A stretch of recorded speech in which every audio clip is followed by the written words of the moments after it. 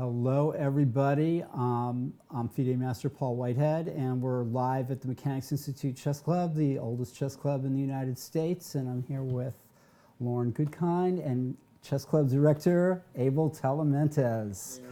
And it's round one of the Fall Tuesday night marathon chess tournament, and tradition that stretches back to 1972 when the mechanics marathons were started.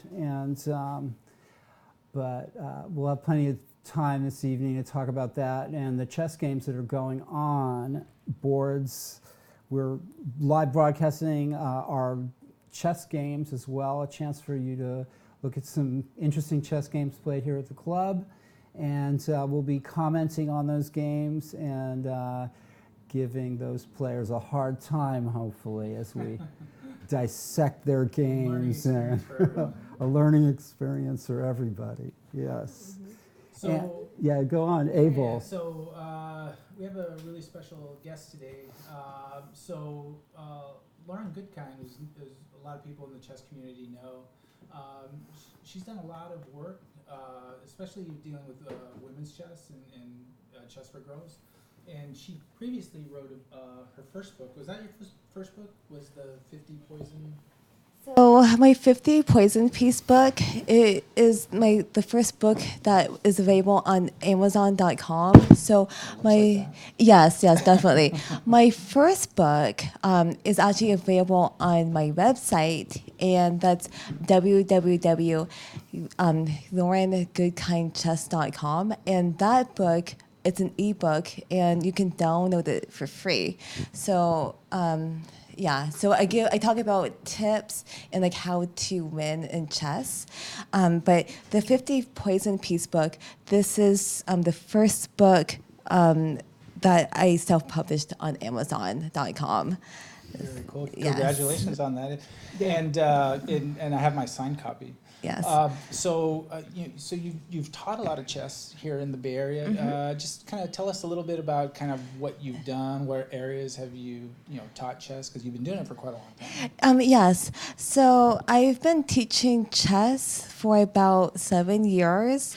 And it's a very interesting story. So I remember that after I graduated from college, I didn't know what to do with my life, and so I thought maybe I should get a 9-to-5 office job, and it just turns out getting an office job, it just wasn't fun for me. And it was okay, this isn't gonna work. And I remember someone said why don't you just teach chess? You're really, really good at it. And I said, okay. So I decided to teach chess in the schools. And unfortunately, that did not work out for me because I'm not very good teaching groups of kids. So it's okay, well, at least I tried it, but I need to try something else. And then somebody said well, why don't you try one-on-one chess lessons? And I said, okay, I've never done that before. And I gave it a shot. So what happened was, so Stanford Chess Club, they have an email list. And this was about 7 or 8 years ago. I remember that I got on their email list, and I remember that one mom, she sent an email to the chess club asking for a chess teacher to teach her 2 kids chess. And I remember that I responded to that email, and then she responded back, and then I ended up teaching her 2 kids chess. How old were they? I don't remember at the time, but I think, I don't know, maybe 7 or 8. This was 7 years ago, so it was a long time ago. But I remember, I guess they really enjoyed how I taught, and so they recommended me to teach other kids in the neighborhood. So Stanford University is in Palo Alto, California. So Palo Alto is in the Mid-Peninsula. So that's south of San Francisco Sure. and north of San Jose. So I started out with like maybe one student. And then I remember that I did get another student on Craigslist.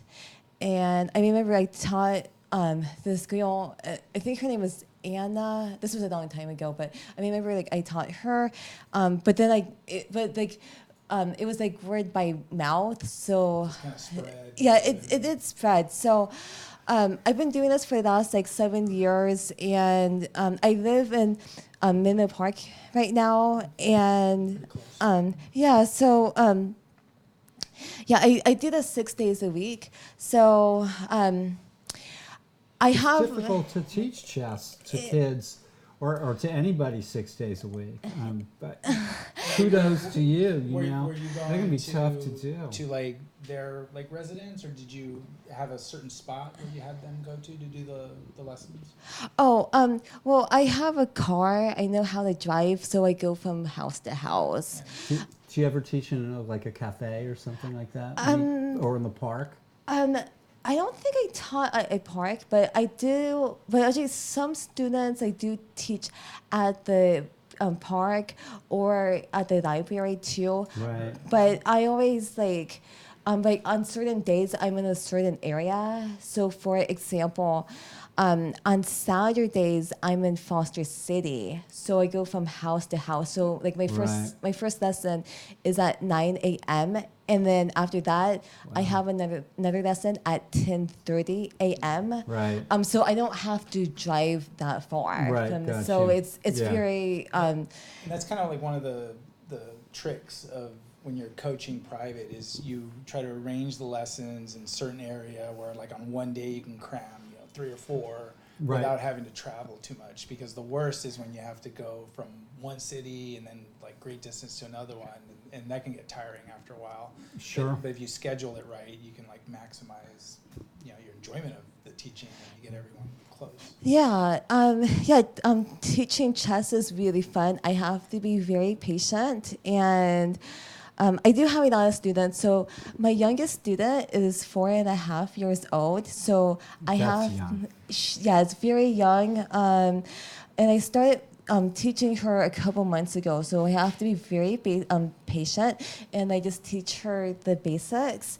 And then my oldest student is an adult. So, but I remember like in the past, I used to have a student, and she was like in her 80s. Oh, wow. So, Wow. So can you teach old dogs new tricks? I try. Now, That's all we can do is try. now Lauren's a pretty strong player yourself. I mean, you're like 1900, 2000, around there, 18.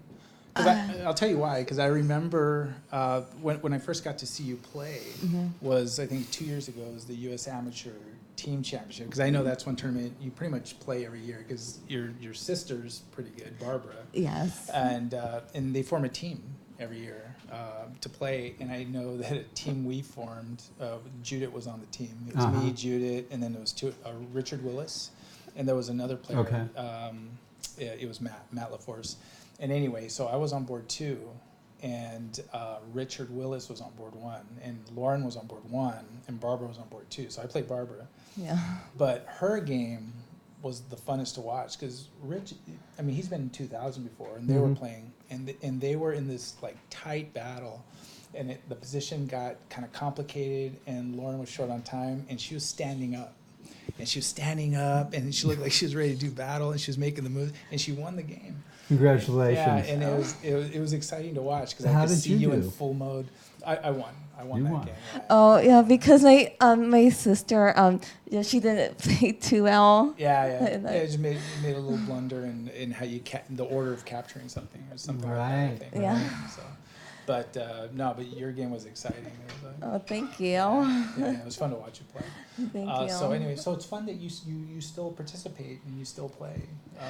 There's certain events where it's kind of fun to do it. I try to do that. I think like right now, one of the missions that one of my life missions is to inspire more women and girls to play chess. chess is a male-dominated game, and so because of that, I'm trying my best to inspire more women and girls to play chess. So that's why I'm spending a lot of time writing chess books. That's really important. So I don't play in a lot of chess tournaments these days. Neither do I. But I mean, from time to time, I still play. I actually the last tournament that I played in was actually last month, and that was in New York City. Oh, nice. You Yes. went to Marshall Chess Club. Yes, I did. That was the very first time going to New York City, and it was fun to play at the Marshall Chess Club. I've never been there. I really want to go. They didn't ask you to play against us last week? No. No, right, good. No. We played a match against the Marshall last week. How did it The go? Marshall won. Oh, by- wow. by 10 and a one half, point. 10 and a half, Yeah. 9 and a half. Yeah. Wow. It was an exciting match. Oh yeah, with the Marshall Chess Club, it's a very strong club. Oh yeah. Very Oh, yeah. strong. I remember, so the tournament that I played in last month, it was a 1-day tournament, and like half the people in the tournament were over 2,000. Yeah, So it was a very strong club. So Yeah, they have a lot of heavy Heavy hitters in New heavy York. hitters yeah. and top guns playing at that club. So tell us, Lauren, about you have a new book out, and I had the pleasure to take a look at it, both Judith and I.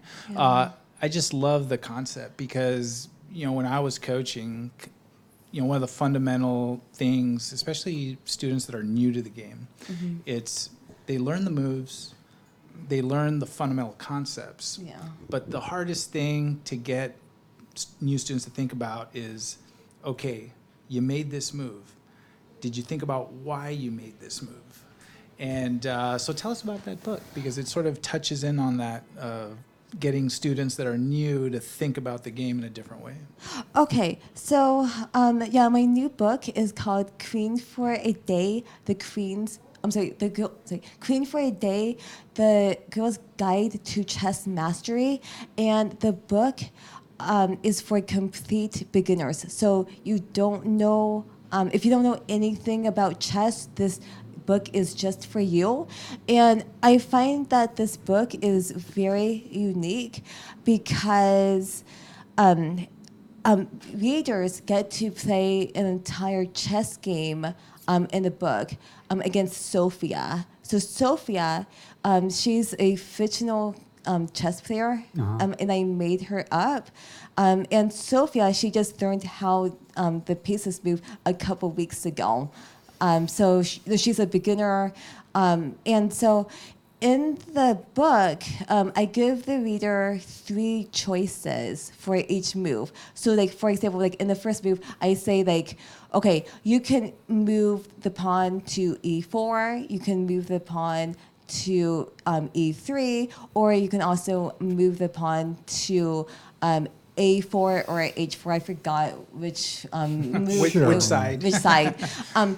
And then once the reader turns the page, Like multiple choice. yes. So on the next page, then I explain about like every move. So I said like, okay, moving the pawn to e4 is a really good move because it controls the center and it also opens lines for the bishop and the queen. And then I say like, if you move the pawn to e3 or d3, it's an okay move because it does open up the bishop, but you're a little bit cramped. So it's not like the best move. And then again, if you move a side pawn to like a4 or h4, that's not a good move because you're supposed to control the center. Yes. And kind of one of the things that stood out for me, because I still even think about it to this day, and I mean, I read it, maybe like a month ago or so, was the phrase, what are the reasons for this move? Which is like on every move has that phrase. Right. And like, even for me, right, I'm thinking, okay, when I'm making a move, I got to think about what's the reasoning behind it. You're not just playing random moves. You have to have some reason. They say a bad plan is better than no plan, I think. And Yeah, I mean, you can't be out there aimlessly. So I thought that was really innovative. I think that's going to help a lot of girls that are learning chess, because it sort of reinforces that to ask themselves, right, all the time. What are the reasons for this move? Yeah. Why am I doing this? what age group are you aiming at with the book? Like, how old are the kids, do you think? Or are they elementary school? Probably anyone can. I think like anyone. I mean, I don't. Oh, okay. I think like my mission is to inspire more women and girls to play chess. Oh, so, I see. It's not just a kid's book. Yes, Right. I think gotcha. if you're an adult, you would benefit from this book too. So again, what I'm trying to do with this book is, again, as you mentioned, I'm each move should have a purpose. That's really, really important. And I noticed that when beginners play chess, they tend to just move without thinking, Yeah. and that's a huge mistake. Even people who have been playing chess for many years move without thinking, and We see it because I often. teach as well, and I'll tell you, that's very common. Yeah, it's getting people to think about what they're doing it's difficult. Yeah, you have a sharp hill to climb with your students. Yeah. And you have a lot of students that, play rated tournaments from time to time occasionally, and, you're following their progress. Yes, I do. Yeah, I have a lot of students, and yeah, some of my students do play in tournaments. So my most advanced student is actually 1600. pretty strong. It's very interesting because when I first started with him, his rating was 700. Nice. But he also has, but once he got to, I think 1300, I told the parents, he's getting really strong. I would suggest for you to try to find a stronger coach. Right. So he also has a grandmaster coach right now. Wow. But again, I encourage my students to play in tournaments, but I don't force them to. So I Enjoy the game. yeah, I think that's really, really important. So some of my students do not play in tournaments, and I'm perfectly fine with that. I think everybody is unique. So I realize some people are really playing solving puzzles. They like to play on chess.com. But again, I do encourage my students to play in tournaments, because when you do play in tournaments, you get to play against other people. Right. A lot stronger. And just so you know, next year, Mechanics is actually organizing the Amateur Team West. So we look forward to your team Wow. coming by. So Where will that be held? Burlingame Hyatt. Okay. So not too far from here. So Not far at all. Not far at all. So Burlingame has an old chess tradition, but I know actually yeah. earlier, so when Patrick Wolf was here, I was talking to Lauren, and then so I introduced them, and then Lauren goes, "Hey, I remember playing you in Burlingame." Patrick, Yeah, she played Burlingame, You played chess Patrick. club. Yes. Did you beat him? No, actually, yeah, this was in, I think, year 2000 or year 2001. And he remembered it. So it was a simul? It was a simul. Right. So I think it was my very first time playing against a grandmaster And he in the remembered. simul. Yeah, I thought it was very exciting. Wow. Very interesting. I mean, my rating at the time was 900. So it was He's a grandmaster. yeah. Yeah. Burlingame, Burlingame used to have a chess club, the Burlingame Chess Club, and they used to meet every Thursday night. They had a newsletter and a really active club for a There's a lot of long active players time. there now. Actually, a lot of our after-school programs, we have 4 schools in Burlingame. Is that right? I didn't know that. Yeah. Wow. It's a big chess community there. Interesting. Yeah. So when do you think the book? I know it's in the endorsement stage, and are you expecting next year, early next year? So it's probably gonna be sometime next year. The book right now it's in the endorsement stage, and I've been working on this book for about 2.5 years. So I've been really working hard on it. So it's in the endorsement stage. So right now I'm just asking some top chess players, and I want to give them the opportunity to read the book, and I'm hoping to get some more endorsements. But I also realize that everyone is so busy these days, and I know like the holidays are coming up, so because of like I can't rush anything, so because I have to respect like everybody's time, so because of that, like.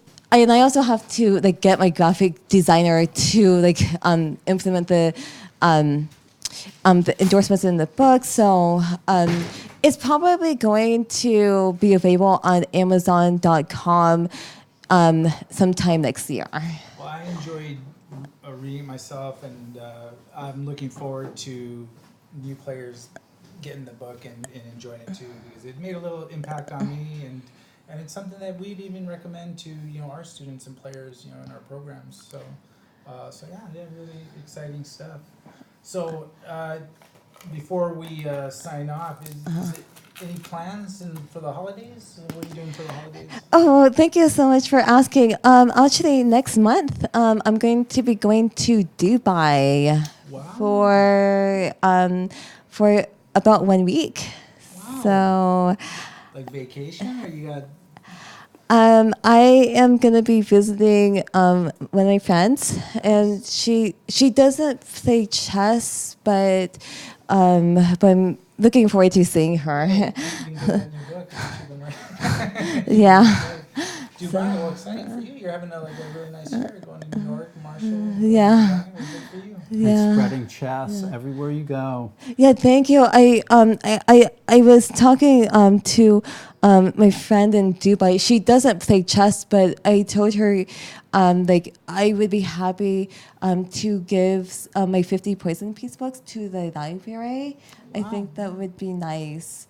Yeah. Yeah. But I think the other thing I would like to tell everyone is like it's like I think it's really important to think before you move. And I also think Out there. also think it's really important to ask questions too. So if you're a beginner, it's really important to ask like, if I move here, is it safe? Because beginners tend to move pieces to unsafe squares, and Quite often. and that could cost the game. But it's also really important to ask other questions when you play chess, such as like, what can I safely capture? There's a lot of pieces on the board, and because of that, it's so easy to just overlook something. So, Lauren, in our chat, we got a question for you. Oh, okay. So they're asking, who's your hero in chess? And someone asks, is Judith Polgar one of your heroes? Or do you have a hero that you look up to? Great question. Okay, well, thank you for the question. I like the Polgar sisters. I really do. I do like Judith Polgar, but I also like Susan and Sophia Polgar. I think they're great. And Susan will be here in 2 weeks. She's stopping by. Wow. I'll send you that info. Yeah. That's exciting. I think that Susan, I think that she's a great person. I know that she organizes tournaments in the San Francisco Bay Area, and I know that some of my students have played in her tournaments, and my students, they have a fun time, and I remember, like, I volunteered at her tournaments too. So, yeah, I like the Polgar sisters, and yeah, but I think another chess player I find interesting is Bobby Fischer. Oh yeah. I think he's very interesting. Is like just because like he died at age 64, and there's 64 squares on the chessboard. Think about that, that's folks, interesting. before you go home tonight. When you go home, right? Interesting fact. I never Yeah. thought of that. Oh, actually, and the last question from the chat. That's actually a pretty good question. what do you think is more important, to think or to ask questions? I think you need to do both of them. That's what I would. I think so. I think so. The- I mean, so I think like when it's your move, you need to ask questions like, why did my opponent move here? Is he threatening to capture a piece? Is he threatening checkmate? Or maybe he's just overlooking something. Right, Yeah. right. So I also think you have to think, because it's like, what's going on in this position that's really, really important. And then what I tell my advanced students is like, you must think a couple moves ahead. That's really, really important. So you gotta calculate a couple moves ahead, and it's all about the outcome. So if you calculate a couple moves ahead, and if it leads to a bad outcome, of course you don't want to play that. But you want to find like a forcing outcome. So if you find an outcome, if it's forcing, yeah, go ahead and play it. So yeah, so you got to calculate a couple moves ahead. But I think that if you're just starting out in chess, I don't. I think it's just important to just maybe ask like simple questions like, if I move here, is it safe? Is what am I attacking? What is my opponent attacking? But I think like the more you play, the more practice and experience that you get, and I think it gets easier. Sure. But I don't expect like complete beginners to think a couple moves ahead. That might be too much. But again, it's like if you do have experience, like you should try to think a couple moves ahead and try to find like the winning outcome. Well, Lauren, I have no doubt that a lot of your students look up to you as the hero and get them started in chess. And just thank you for everything you do in the community and for women and girls. And it's always fun to see you. And I run into you at community events all the time. I ran into Lauren at a Cupertino Park community event.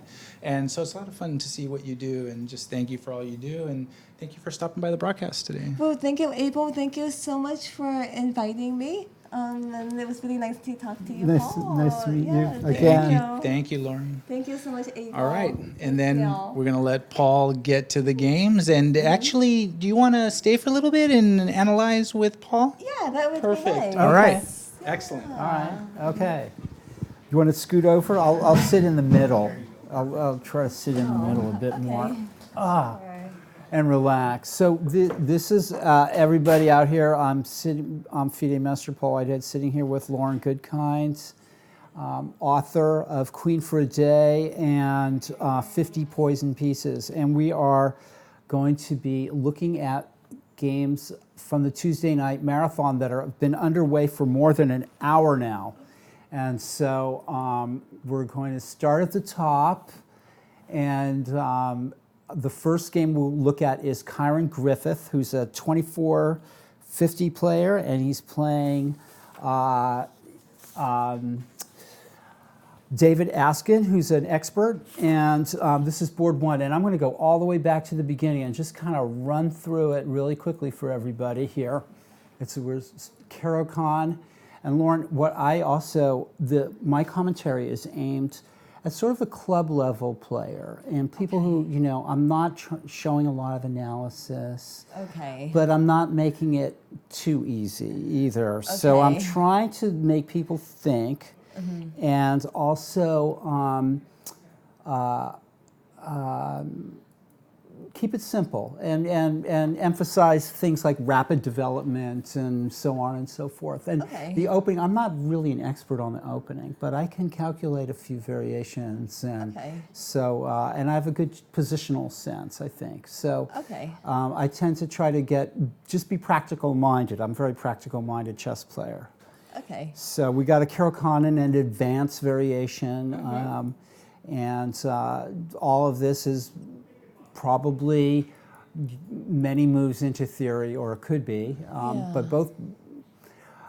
The later course of this game, I think Black should be thinking about exchanging this light squared bishop for this knight on f3. And the longer that Black avoids doing that, Well, he does do it now, which is good. Okay. So I think that's a good exchange. But black's pieces are a little flat-footed here, and he needs to play actively and very quickly, try to generate, which he does.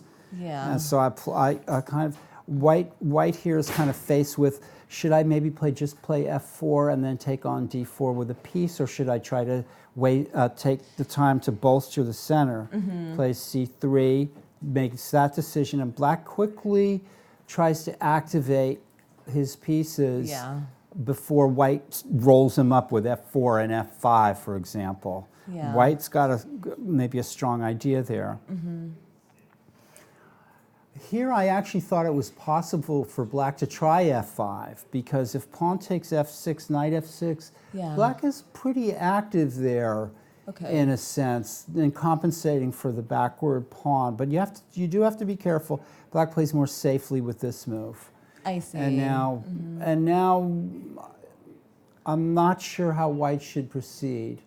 f4, f5 is still a good idea. But Yeah. yeah. No, I think like f4, f5, that seems pretty reasonable to me. Yeah, Do- black will probably radically try to maybe play f5 himself, or just try to exchange as many pieces as possible to mitigate this possible attack.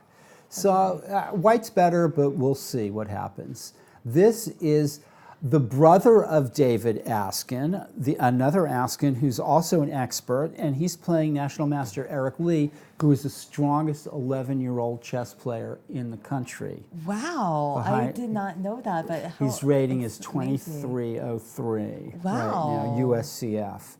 And Wow, he's okay. black, and he's Okay. 11 years old. And we just, the last Tuesday night marathon that finished was this incredible event, which was won by a 16-year-old, the championship section. Second was an 11-year-old, and clear third was an 11-year-old, another 11-year-old. So the whole tournament was won by children.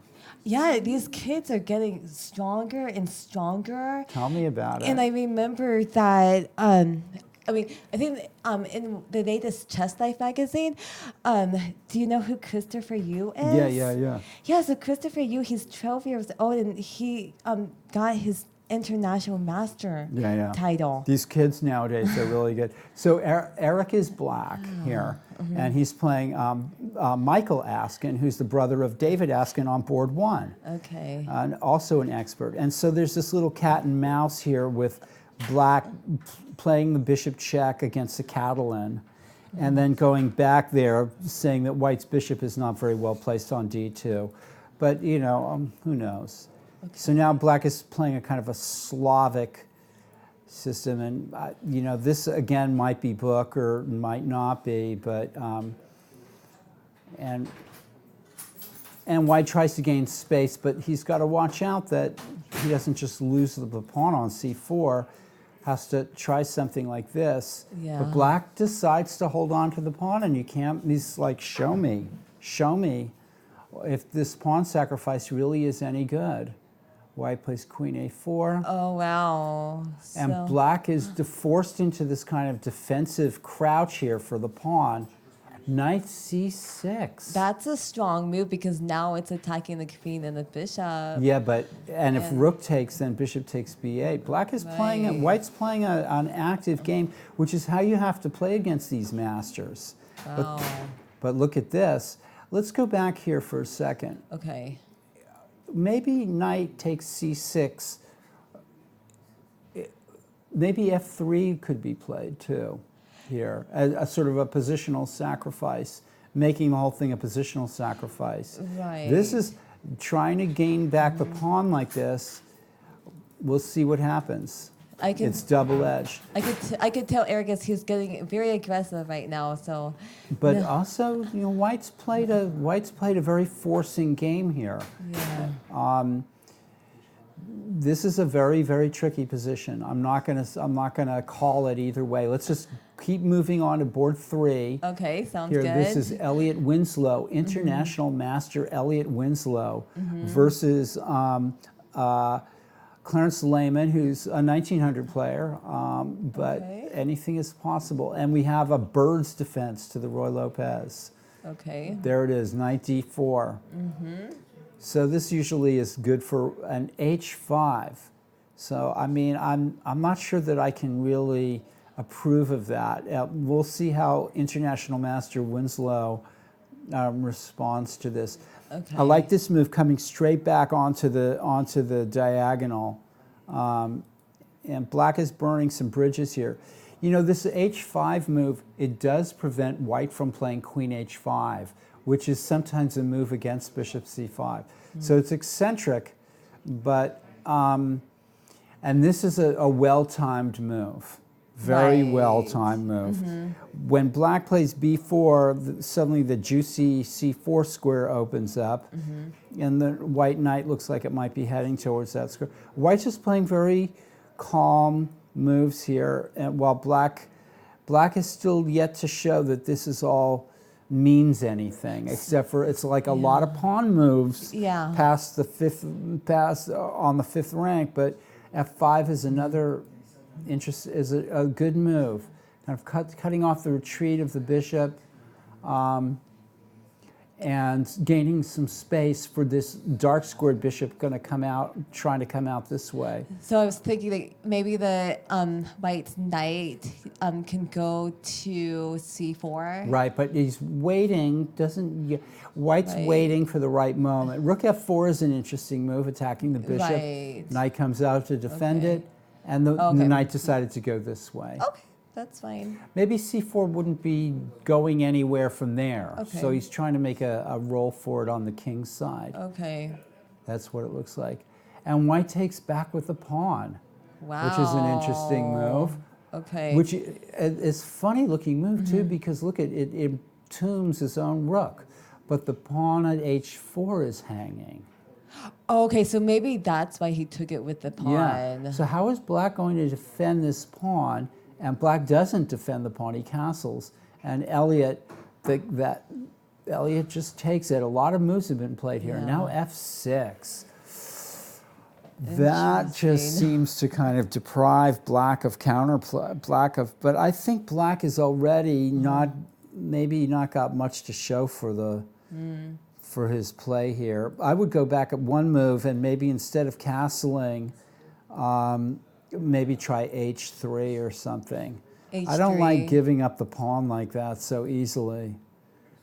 But isn't it like after that pawn is gone, then Could black develop an rook- attack? That's Maybe. rook has the open file. But look how does black's knight get back into the game? It has to go back to g8 or Yeah. it's just a sacrifice on f5 is a long way away. So, Okay. and white's offering exchange of queens, and now f6, and now it's like now what? Look at that. White can see play that. bishop e6 check, which is just such a beautiful square for And- that bishop. Yeah, that's a very very good square for the bishop. But Of course, black The- would have g5 maybe if So black has got some queen g3, which now means that the rook can go to h4. but isn't it possible that the knight can also go to f7, Yeah, right? right. And then now, because if knight goes to f7, then white's queen cannot capture the pawn on g7. Else, Because of rook g8. yeah, because of rook g8. Right. Well, white can also try rook g4, or maybe just take that knight off. And then Right. white's like, I'm a pawn ahead, Right. everybody. Then play rook g4, bishop takes knight, and then rook g4 or something like that. Yeah. Or knight f7, rook g4 right away, maybe. But then rook g7, okay, black plays d5. So opening the way up for bishop d6. So black is just playing a tactic game here. Okay. It looks like white's probably going to play rook h4. That makes sense. That makes sense. Yeah. All right, let's go. Let's move on, though, because we have some other games to look at. Okay, sounds good. This is Gianluca Pane, 1887 is his rating against national master Natalia Sodakova, who is Yes. also a woman's FIDE master. Is Yes. her title. She has an international title. Wow, okay. And this is, she's black and she likes the King's Indian. and we're having a King's Indian sort of setup. Black's playing c5 instead of e5. Okay. And we're transposing into a sort of a Benoni setup, or sort of a King's Indian / Benoni. Okay. A very typical kind of setup for both players here. Right. Okay. And bishop takes b5 and knight takes e4. This is going to turn out well for, or is it? Bishop f5. I would have thought f5 followed by f4, but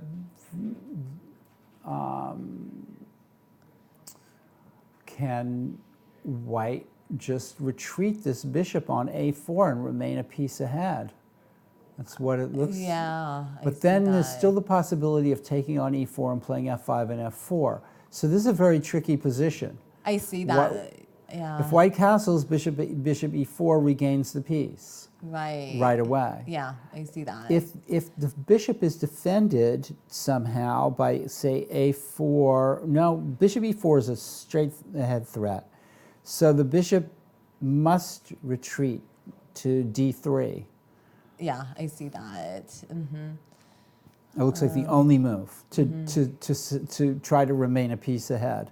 But then bishop e4, bishop c3 check, and regains the piece anyway. So bishop f5 is a nice clean move. It just wins the piece back. I see. I think straight up. It's Yep, very good position for black Very after nice. bishop f5. I don't see that white has a move, and a decent move in this position. Yeah, so bishop f5, what a nice move. And black will, well, I mean, the pawns are even, so, but black will have a nice game. Black will have a nice game after this. All right, let's move on to board 5, and this is National Master Michael Walder versus expert Kaylin Melville, or actually a player, Kaylin Melville, who's a dangerous player. He plays in a lot of our events. He played for us against the Marshall Chess Club.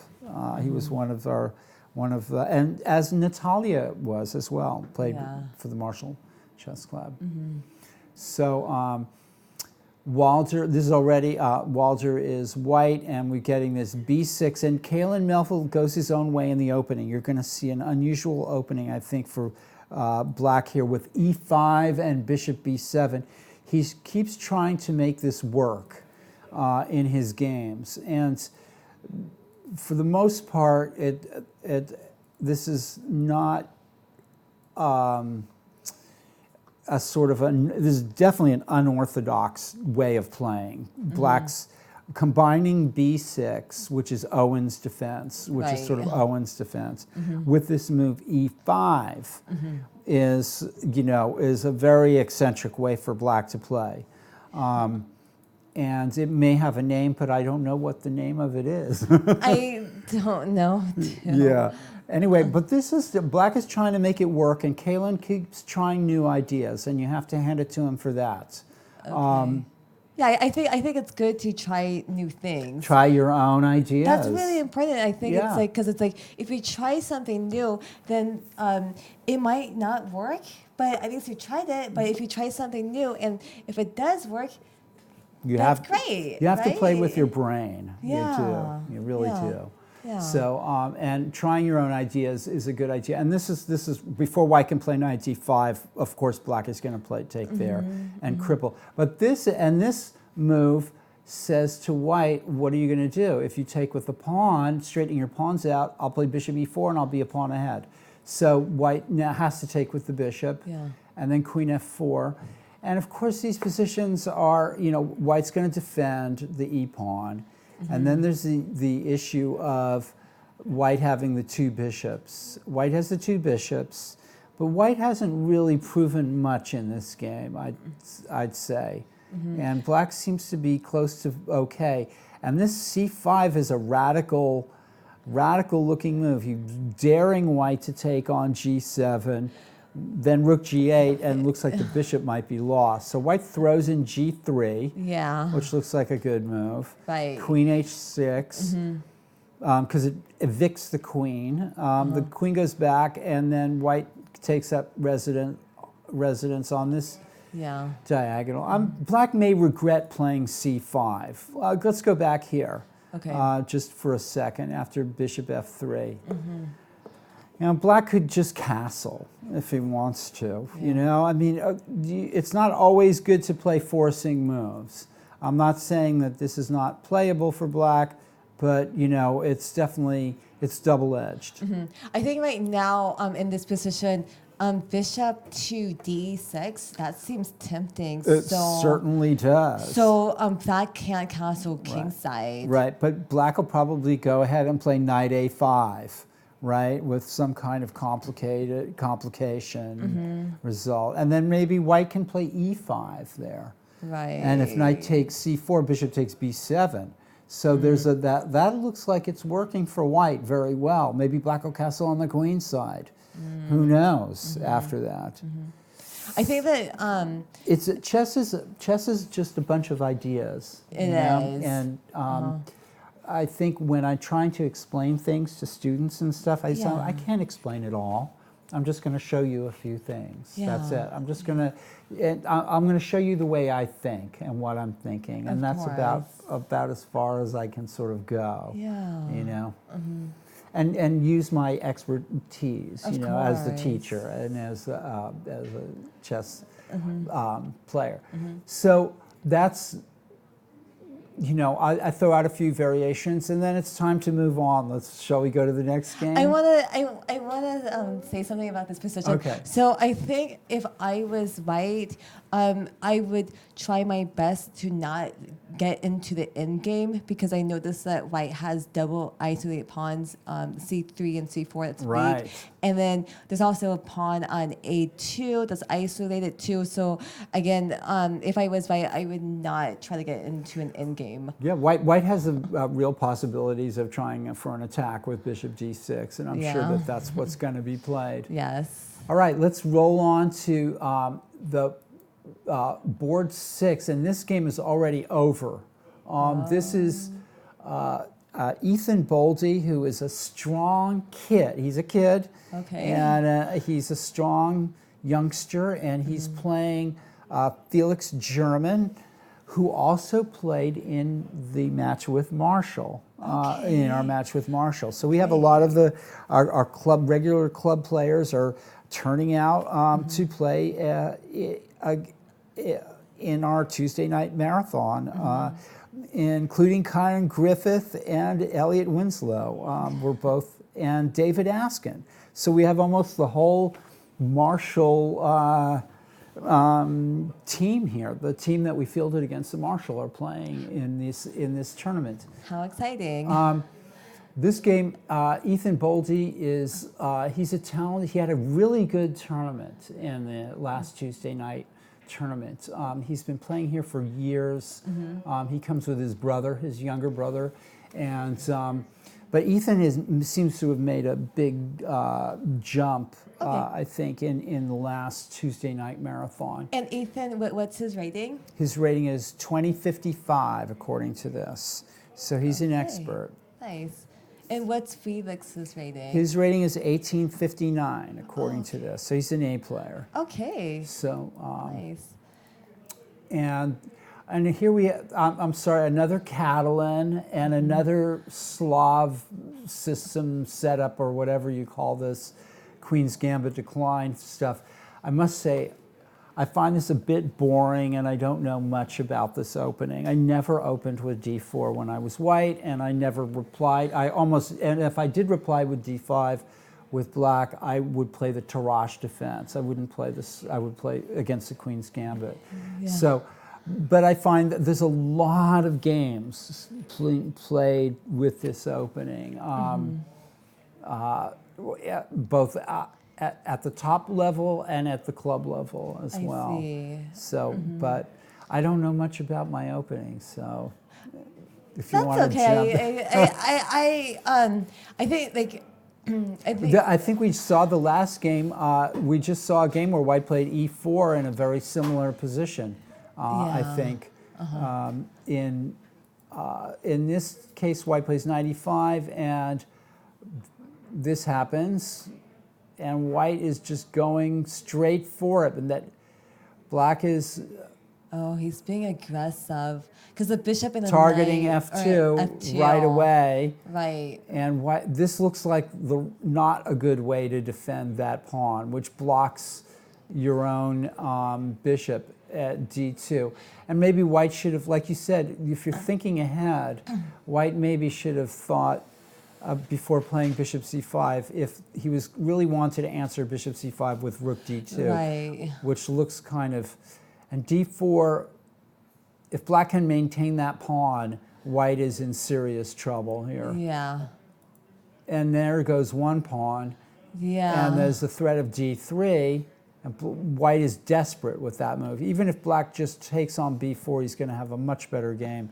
But d3 comes instead. And now it's attacking the queen and the knight. So black will be the exchange down. If pawn takes bishop, pawn takes rook, Yeah. pawn takes queen, rook takes, and of course white's the exchange down and getting maybe faced with rook d1 check. That looks lost. So he has to move the queen, and now comes pawn takes knight, and if rook takes, okay, let's see what happens here. He has to play rook takes queen, rook takes rook, and now the threat is rook d1 check. Right. Horrible threat. Right. White blocks that and looks like the only move to block it. It makes if sense, If somebody yeah. else sees another move, let me know what it is. I don't really see another move there. Bishop d2 makes sense to me. Right. Yeah. Ouch. Ouch. That's ouch. Ouch no? is a move in chess, I think. Yeah. So, and it looks to me like white resigned by playing bishop f1. There's just no reason. That move doesn't make any sense. It doesn't. So all I can think of, Juan, was that what happened? I'm asking our DGT specialist and Juan Sendejas if this is the result on board 6 is really what happened. White played bishop f1 and then resigned. Very odd move. It seemed like Yeah. it won, but you have to wait for them to agree there. So if white plays queen c1, bishop takes rook, and if queen takes bishop, rook takes d2. So it's lost no matter what. I Yeah. guess maybe bishop f1 is just to say, Yeah, maybe he's like, it's like, okay, Yeah, I'm just gonna disgusted. play somebody. I'm gonna just play something random. right. Okay, let's go to now what we're looking at here. This is Erica Malikan, Okay. who also played for us against the Marshall Okay, team. Okay. nice. And this is the top board in the A section, Okay. A-B section. Okay. And she is playing the top player in that section right now. His Okay. name is Sergei Kristoforov, and Nice. he's in 1947. With those Russian last names, you know they're going to be pretty good, Oh yes, definitely. usually. So let's see what's going on in this game. Okay. Erica is a really scrappy fighter of a chess player, Okay. but she doesn't like to draw. She Okay. just it's either going to be a win or. But we have a guest. Do you want to show us your game? Sure. All right. Okay. Cool. Do you want to scoot over? Yeah, and I'm going to sure. give Ethan a microphone. And is this a live microphone? Is this a live microphone, sir? Scoot on in. And okay, so we're going to look at your game, and you can. This is Ethan Boldy who won, and I'm going to go all the way back. And my hand's getting tired. You want to use the mouse? Okay. And then tell us what's going on in this game. I was like, I don't know anything about opening theory, so your opening theory is like Yeah. going to help me a lot here. This is what I usually play.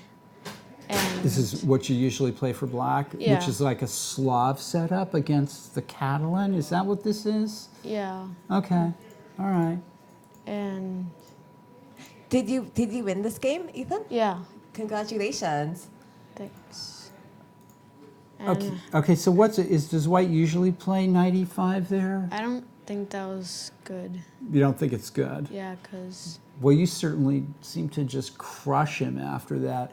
So what's the usual move here? Bishop f4, g5, Yeah. or bishop or pawn to b3, or Yeah, something stuff like like that, right? Slow down, right? yeah, So players get impatient. E4 must be a move too, but it's probably been analyzed to death, right? Somewhere. yeah. What do you play after e4? Probably takes, and then knight f6. And then knight f6, and then try to free your game with c5 or something, right? Yeah. Okay. All right, so what did he play? Played here. Knight e5, all right. So you played the straightforward takes, and then knight g4, and that's... So what's going on here? What were you thinking of? The weak e pawn, and So if he there's- plays bishop f4, is he going to be worried about you playing g5? yeah, I was thinking about that. Right, yeah. This has got to be, somewhere has to have been played before, I would imagine. So you could probably find it in some chess database or something. Yeah, maybe. Right? I have a feeling black's okay here, though. So Yeah. let's, if it's 9 years of book, then e4, we were just looking at that. Maybe that's not so good. Maybe bishop f4 is better. Yeah, maybe. Because then if I play g5, my king side's kind of weak. Right, so bishop f4, g5, and then maybe who knows what happens, h3 or... Yeah. And if white goes pawn to f4, then black can go bishop to c5, Yeah. right? Yeah. Yeah, That's that looks weak. good. That does look good. All right, so white's made his bed, right? And white has to try to find what to do. So he plays e4, Yeah.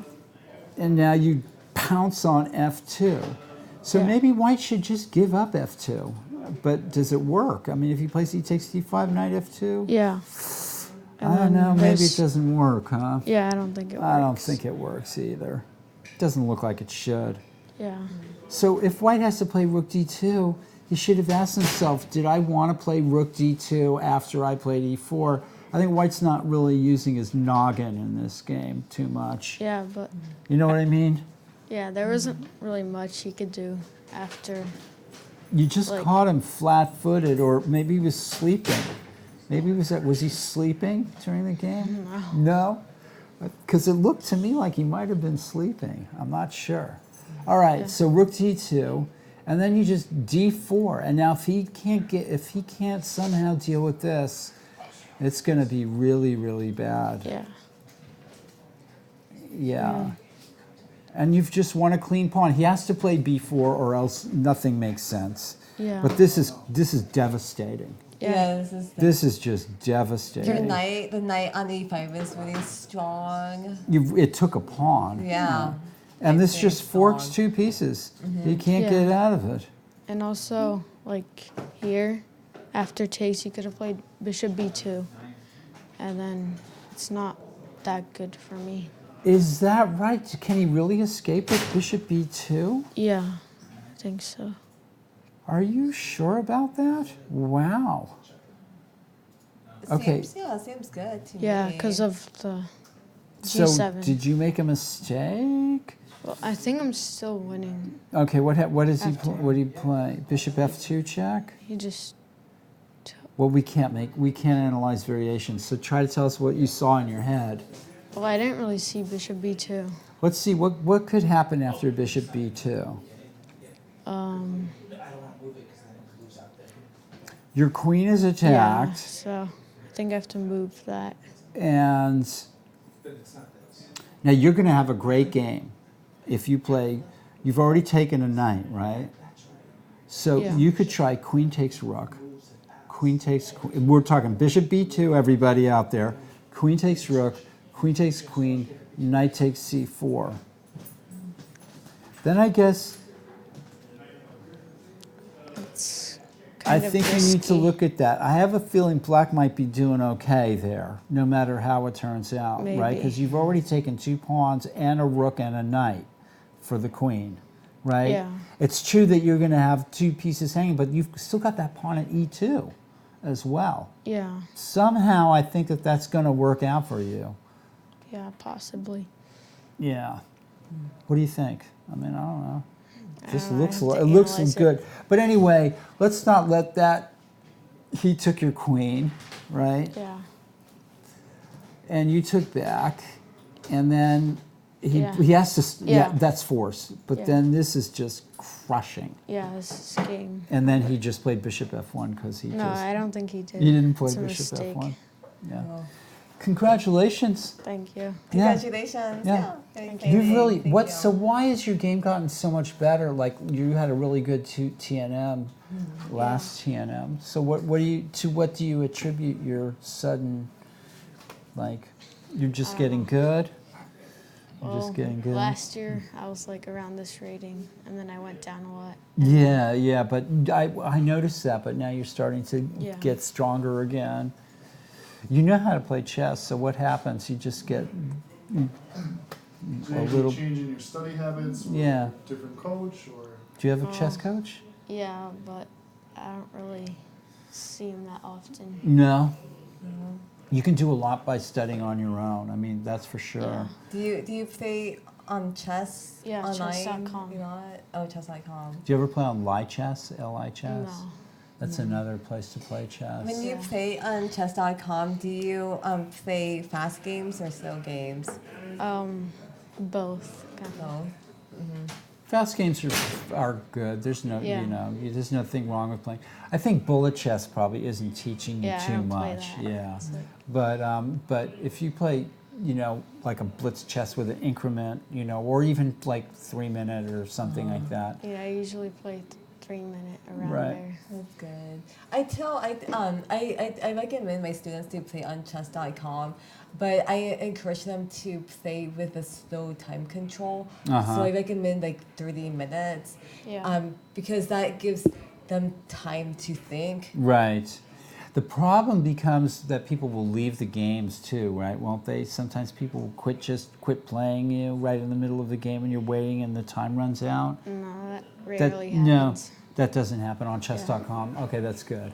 Yeah. That used to be a problem, maybe. It's good that you play live human beings chess. I think that's really important, and that's so finding if you're out there and finding yourself playing chess just on the internet. I think that you're learning something, but you're going to learn a lot more if you play in clubs and at the local, your local chess club. Maybe it just meets once a week, and in a church basement or in a school gym or something like that. Yeah. But try to maintain your contact with live chess players. You're going to learn more, I think, because you're getting that feedback too when you're playing. After the game, you can go over your games and stuff like that. Yeah, I agree with you. I think it's like when you play against other people, I think that's a good way to learn. And if you and then, like in my experience, like everybody has their own unique playing style, and Yeah, everybody sure. plays differently. So I think it's fun. But and the other thing is like if you play against computers, like that's okay, but I don't recommend doing that because like computers play so much differently than people. I don't think playing computers is worthwhile. Yeah. Carlson doesn't believe in playing against computers, Yeah. and also they're just too good. It's like trying to outrace a car. It's kind of Yeah. pointless. Computers are tools that can show us, what to do, what we might have missed during a game or Yeah. something like that. But you're going to get a lot more out of playing human beings, and you're going to Yeah. learn how to play like a human being. Yeah. You can't learn. What's the point of learning how to play like a computer? Yeah. It doesn't make any sense. Yeah. So, let's look at. What Lauren and I have been doing, and you're welcome to hang out here with us, Ethan, as long as you want, or for a while. My brothers playing still. Your brother's playing. We're looking at games from the top 10 board, or not from the top 6 boards of the open section, Yeah. and then the top 3 boards of the AB section, and then the top board of the under 1600 section. And I want to get to those games because I find them there to be just as interesting as the top boards for different reasons. So here's Erica Malikan. I think we have like the complete Marshall team here playing tonight. It's really incredible. And like I said, Erica Malikan, she's a scrappy player. She doesn't like to draw her games. She plays for a result. And hopefully for her, it's a win. Sometimes she takes some risks. What is her rating?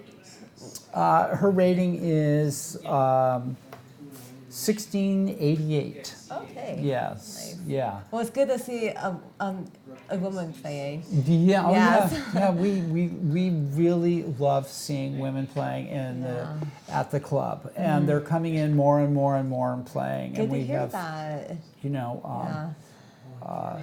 we have people of all ages, races, and everything playing chess here. That's Everyone's welcome. That's the good thing about chess. Like people all ages play it, and like everybody Social plays strata, it. yeah. I know. It's amazing. Excuse me. So Erica, and we're getting a sort of just a kind of a game here. Nobody's made any big mistake. I would say White hasn't really shown the advantage of the first move, of having the first move here, and Black has definitely equalized. And so we're just getting a game where nobody is really, and Black is playing a minority attack on the queen's side and gaining space. And this is Rook C1 is kind of a prophylactic move for B3. White's aiming to play C4. And this is another space gaining move. Black is doubling on the C file. And that move White is initiating action here. It's possible that there's a weakness on C3, which White has sort of given herself. Black is zeroing in on it. And Rook H3. So E4 was played with the idea of playing Rook H3. And now Black is seriously threatening Bishop takes D4, and White just pitches a pawn, and that doesn't look right. Yeah. And White is floundering a little bit here. Bishop F4 is very strong, and it's going to. And White has an attack here that's going absolutely nowhere. That Bishop at F4 is. White could have maybe thrown in G3 here. Oh, but then Bishop takes G5. There's just nothing. There's nothing for White there. Okay. This is a little pseudo activity. Yeah. White's lost 2 pawns for no compensation at all. Yeah, there's nothing. And there's a trick there with the knight coming into E7, but of course Black sees it. And funny, of course, if Black plays King F8, trying to bring the king into the center, Rook H8 mate. That's a nice So checkmate. there's a kind of a funny checkmate. Yeah. So there's White's Rook C7. I like the move G6 here for Black, and then King G7 maybe. Well, let's see. But White has nothing. 2 pawns down is too much to really think about. And the knight's redeployed to the strong E4 square. And even though Black is sort of moving around without much point, it's still a pawn is a pawn is a pawn. And White is in trouble. All right, we're going to move on to the next board 2 of the AB section. Whoa. Finished. Wow. This game is over. Let's play through it quickly. Ashik Uzaman and Christopher Bradley. We have the Grand Prix attack of the Sicilian, and I know the name of the opening, but not too much. This is supposed to be pretty okay for White, very playable. Yeah, I used to for play White. this. Okay. Queen H4 and F5 is a kind of a radical move on the king's side. Both players, though, are playing sort of, I haven't seen, that doesn't look right, E5. Yeah. Because Black is opening up the position while White is better developed. Yeah, And maybe also E pawn. crippling his own pawn structure. Yeah. And white is correct in exchanging and opening the game up Yeah, with rookie the one. superior development. This is almost, black has really just not, and of course if bishop e5, rook e1. Yeah. So this is, white plays g4, and that looks like it might be perfectly justified with Rook white takes f6. with white trying to capitalize on the undeveloped king. And let's see, black just gave up a piece there. If white doesn't, Yeah. that's black played bad. bishop g4 because of rook e1 check, and then it's made in a couple of moves. Well, let's see. The bishop can go back to e6. And then like queen g4, maybe. And then white still has to be, or you can play rook takes e6 and rook e1. Oh yeah. Okay, so nothing doing. Black decides, okay, I'm just lost a piece. And so white simplifies and brings the knight into the game. And we're seeing sort of black's death throes here. Another exchange coming up here. The knight on e4 is just powerful as all get out. It's a good outpost for the knight. Yeah, it's just, there's nothing to be done about it. Looks like black could have maybe tried to play queen a2. But Black has to do something. Offering the exchange of queens is, for you folks back at home, you might be lost, but offering the exchange of queens just makes it even worse for you. When you're depriving yourself of any counterplay with every exchange, and we're seeing the end. We're going to play it off really quickly. Black has sort of just gone to his own doom, and we're getting the end of the game. We're only showing it, and white avoids a stalemate with his last move. Of course, if white had played some random D5. king move or d5, it would have been stalemate. So that's the short version of that game. Let's move on to board 3 of the A-B section. And this game is still in progress. And it's an Alekhine's defense. You could call this an Alekhine's defense declined with knight c3. White doesn't play e5, instead invites a Vienna game with e5, but Yeah. black wants to go his own way and plays e6. And again, white is not testing with e5 and just brings out pieces, and the game is turning into an exchange French. That's what we have now, and both players are developing, so I'm not going to criticize any of the moves as long as everything sort of makes sense. Queen c1 with the idea of playing bishop f4. Oh. Oh, okay. Is that a friend of yours? That's my pride there. It's your brother. Yeah, Says hi. Okay. yeah. Nice. He lives in Nashville, Tennessee. Nashville. I've heard good things about Nashville. Yeah. Hi, Nashville. Hi, Jeff. So Nashville is watching this broadcast. That's great. So Queen C1 has the idea of contesting the bishop on the diagonal, but you can see that white is really not trying. Black just calmly completes development, and now even that idea has been stopped.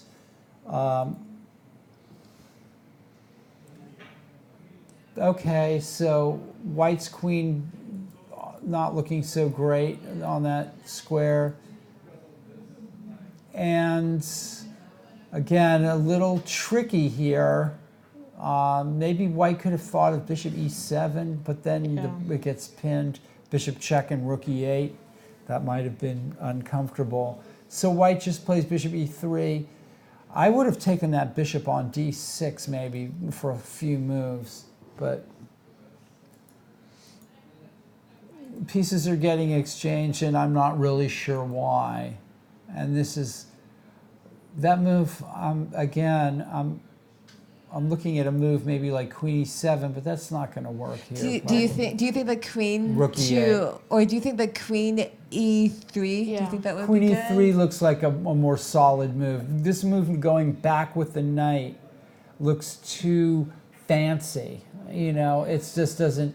Queen e3 is just more straightforward. I don't like moves that are overly thought out. And you can see white's sort of going in retreat here and giving black a better game at sort of at no cost, right? Now there's like Rook d1 D3. with the idea of rook d3. Okay, so black is, I know it's your brother, but you've got to teach him how to play chess a little better. How's he? He's playing okay. Nobody's given anything away.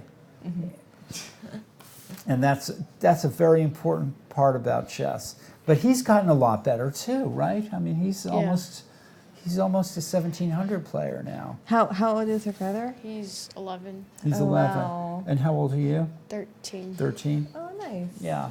So you guys, okay, cool. So, I mean, what did you think about my comments about that game? I know it's your little brother. It's fine. Are you going to defend your brother to the death? Okay, so that game is still going on, and Yeah. just a little too fancy play from white, but white's still holding it on there with rook g3, and should be without too much of an issue. All right, let's go to the top board in the under 16 section, and this is what makes the Mechanics Institute Chess Club unique right now, is that we're giving, are we going to see another one of these Slav defenses? I swear, everybody. Maybe. Yeah. Yes, we are. I think it's on the. Am I right? I mean, Yeah. is this just, It's also on the second board. What? I think it's on the second board. It's on the too. second board too, yeah. So what happened to the old days of the King's Gambit and the Roy Lopez's and everything? Everything is a Slav. Okay, so this is pretty topical, this idea of playing c5. I think this was even in a world championship match or not too long ago with Anand and Carlson. But knight f8, black is playing pretty passively here. This knight excursion, right when white's played h3 and can withdraw the bishop back here, that doesn't look so great. f5, okay, but that just weakens the e5 square. Yeah. Black's pieces are really not in, okay. B4. It's pretty good. Before, So white's getting more space now. yeah, white's B5. definitely, and the knight returns. We don't like to see that, folks. You just played knight b8, d7, knight f8. Now you're playing knight back to d7. Does that mean you're planning knight b8 on the next move? I hope not. No. Okay, rook c1, and the knight just comes and exchanges that piece. Okay, black is trying to relieve his rook c1. Maybe is a little wishy-washy. Does that move make sense? White should maybe just go ahead with a4. A4 Yeah, and Or then B5. And B5. b5. And you never know, that rook might be needed on the a file or it might be needed on the b file. Yeah. Don't put it on a square you're not sure of. That's Yeah, a kind of a move that a 1400 player would play. It just looks good, but doesn't really have much thought behind Yeah, it, it's right? like And we've got to blocked. deliver a little more thought behind our moves, as Lauren points out in her new book. yes. And what was the name? Queen for a Day, Girl's the Guide. to Chess Mastery. Okay, so, and that's good advice for everybody, I think. So knight takes e5, black's trying to exchange pieces and jumps into e4. More piece exchanges, even though black's going to remain cramped, and this, I'm not sure about that exchange at all. Maybe F3. Although the knight could have a strong future ahead of it, and it wasn't perhaps necessary to exchange. It's very difficult. Sometimes it's easy to tell whether an exchange is good, and sometimes it's not easy. And as you point out, Ethan, F3 is probably a decent move here. You could also move the knight and then play f3 and not exchange any pieces at all That makes on sense e4. good. So, but this is an interesting way for white to play too, because black is remaining extremely cramped. And now a4 comes, and white, you know, if I was white, I would sort of maybe say, okay, go ahead, let's exchange these bishops, Yeah. right? Because D5. I'm going to be left with this nice knight versus this bad bishop. Yeah. But if black can play e5, he can free his game. Maybe you move like, you know, so bishop f6, queen f6, and then black's all ready to try to play e5, but then white could play d5. Whatever happens, I think, white is in the driver's seat here. e5, D5. I think it's time for white to try d5, but I think taking on e5 too, if white's Yeah. careful, is going to lead to a nice advantage, Oh, yeah. especially because here comes the back rank, Yeah. folks, Nice. and total domination of the d file. Okay, so let's see.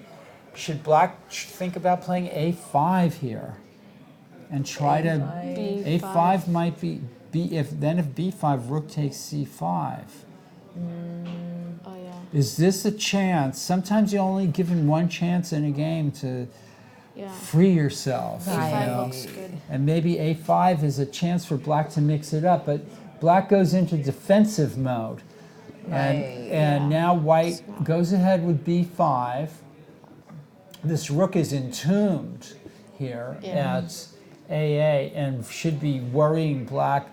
No,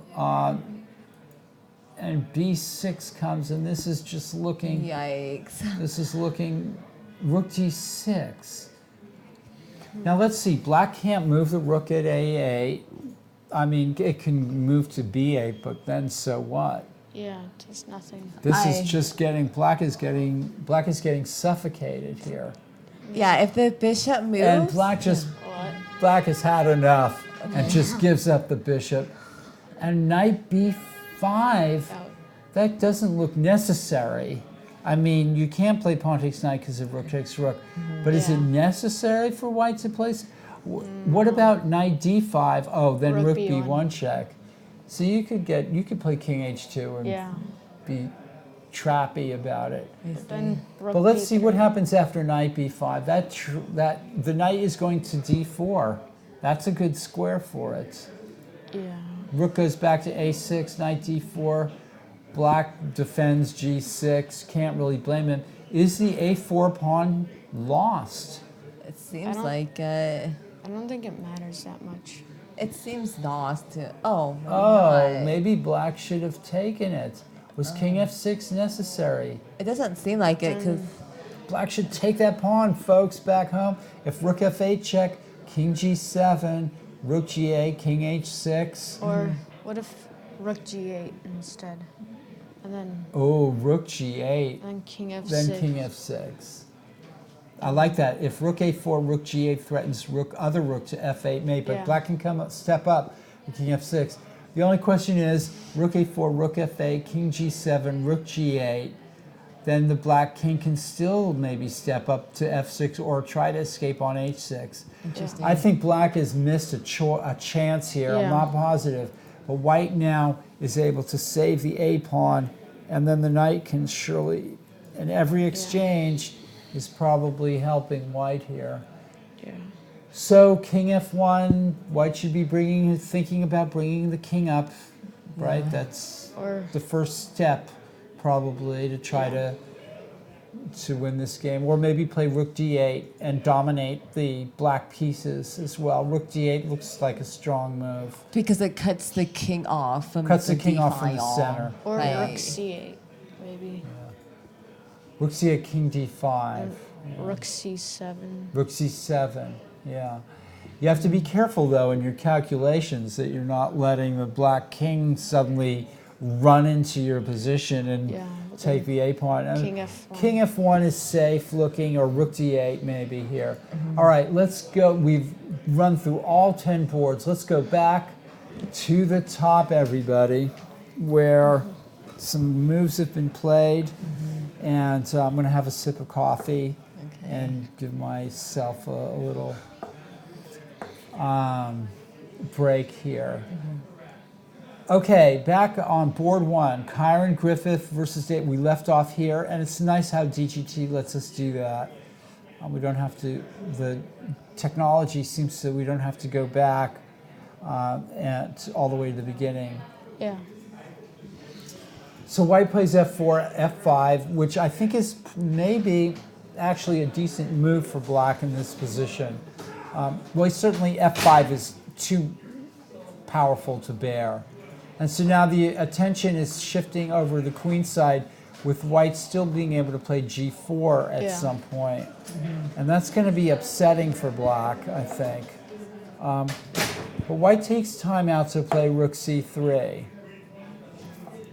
So it seems like white wants to move his other rook to c1. Maybe, or maybe just trying to shore up the position there before playing g4. It does seem to me that black could play bishop b4, and we've got That's a DGT. We've got DGT issues here.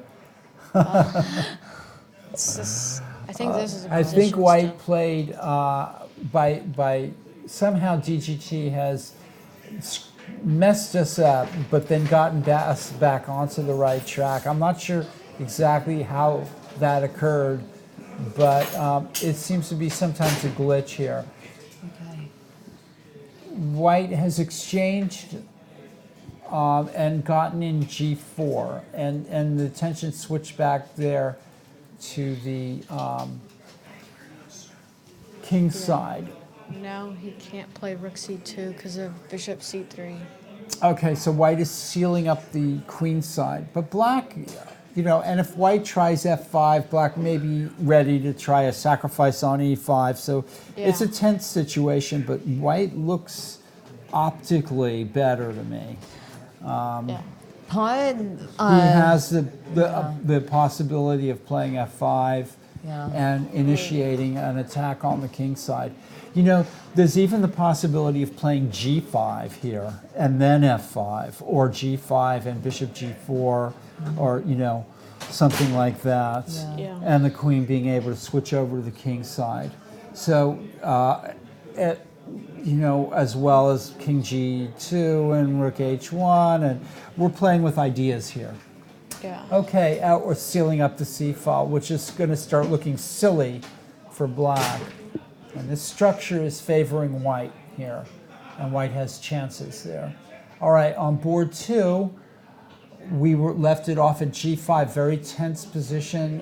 White played back to e3, and black storms ahead with f4. And maybe white shouldn't have been so lackadaisical with this bishop move, but white has been playing a forcing game, and black is reacting also in a forcing manner. And this is an amazing move, bishop h3 after f takes g3. Yeah. I mean, maybe black just feels like, white just feels like he's in super duper trouble. I'm not sure. If h takes g3, queen d4, Or then bishop e3, and black looks and white looks like he's doing very well there, maybe. or So, knight takes and d4. if knight takes d4, maybe again bishop e3 or something. Just take it easy. Bishop h3. This looks Not sure. incredibly risky for white. Yeah. But black is thinking. Yeah. So knight d4, bishop e3. There's all kinds of things hanging. I mean, Michael Askin maybe just saying to himself, this is how you have to play against a 2300 player to try to beat him. You have to kind of take a lot of risks. And so, and it's bishop e6 check is a threat. And if knight d4, bishop e3, and then suddenly the knight on g4 is pinned, and the bishop e6 check is threatened again. But I mean, there's moves like f1 check here, which would divert the rook from the d file. Very risky. I have a feeling Eric is putting in a lot of time here because this is a critical moment. This Right. is definitely a critical moment Right. where Black wants to make sure he gets it right. He's played, White's taken a lot of risks to get to this position. Somehow it doesn't look like it should work. And I think Black's putting in some extra time here because this position really needs it. So that's my 2 cents. I see. Anybody else? We can move on here. Sounds good. Board 3, we left off at this position, which we thought was going very well for White, who's won a pawn, but Black does have this bishop d6 move. And let's see how the game proceeded. Rook h4, and Black plays a sort of a prophylactic move. I'm not sure where the king, what White is catching up in development now with bishop f4, and Black plays a5. This just seems like Black is sort of playing as though nothing is happening here, and White is playing much more purposefully. I think Black has lost the thread, he's lost a pawn, and he's sort of waiting to see what White's going to do. And so White decides to exchange on h6, probably with a concrete idea in mind.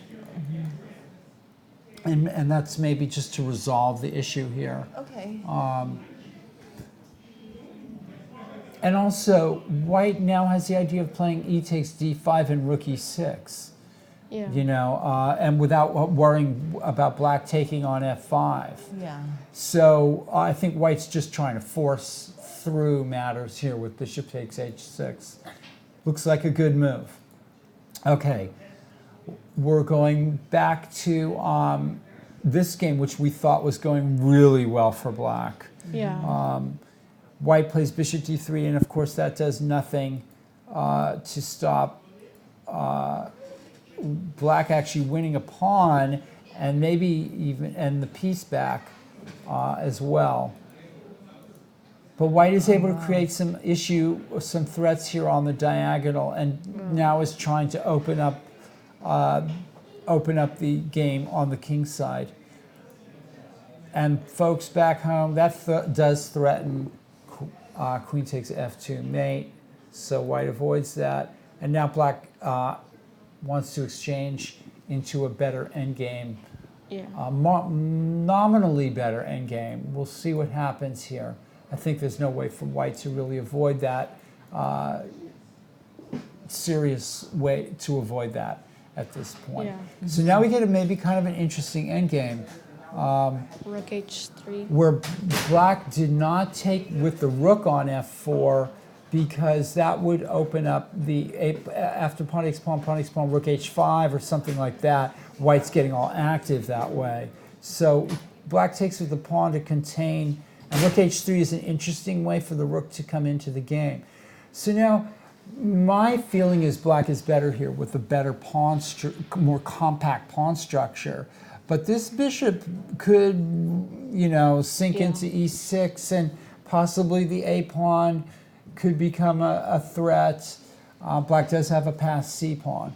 I mean, I like Black in theory, but these positions can get tricky. And if White is playing actively with rook b3, Yeah. so White is trying to make a fight of it and playing well here. In the last few moves, has recovered from what could have been a really tricky situation. I'm just going to go back a little bit because this position interested me.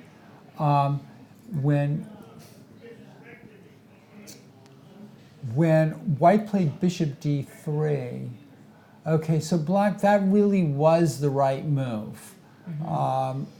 Yeah. And though Black is able to regain a pawn, perhaps Black could have thought about playing f5 first as a way of sort of testing out White's response. Instead, bishop c3 is tempting. So anyway, okay, so that was my only thought about that. And now we're at this game. This was really interesting too, Yeah. I thought. bishop d6 was played, Yep. and knight d4. And that's a tactical solution. Black is seeking a tactical solution to his problems, because we saw that if knight a5, e5 was incredibly strong, I think, or was very strong in that position. I think that almost couldn't be allowed. Black plays knight d4, and after pawn takes, queen takes bishop. But can't white So E5. actually, D5 seems Actually, this has turned out, Black better organize a blockade here pretty quickly, because coming up is e5 very, very fast for White. In fact, let's look at this. Could White have played e5 here? Bishop takes f3. Queen takes f3? I think e5 might have been really strong here, and then follow it up with d5. It looks to me like White could get e5 free of charge in this position. Yeah. Instead, he falters a little bit, and now e5 is not playable because the queen Yeah. takes e5. So this was a golden opportunity for White to play e5, and I'm not sure. I mean, Michael is a very, very thoughtful, strong player, and I'm sure he's going to come in here and give me a reason why he didn't play e5. But I can't see it straight off the bat, so I'm going to just go ahead with, go ahead. I have an idea. So go back. Okay. No, sorry, go forward again. Go forward. Oh, sorry, go forward again. Oh, okay, forward. Yeah, sorry. Okay, I'm having problems with my backwards and forward. Okay, so if I was right now. Right, but it's Black's move. Right, okay, And wait. Black Castle's out of trouble here. So so go forward one space. Okay. So in this position, I was thinking how about bishop goes to G2 and then pawn to F4? Right.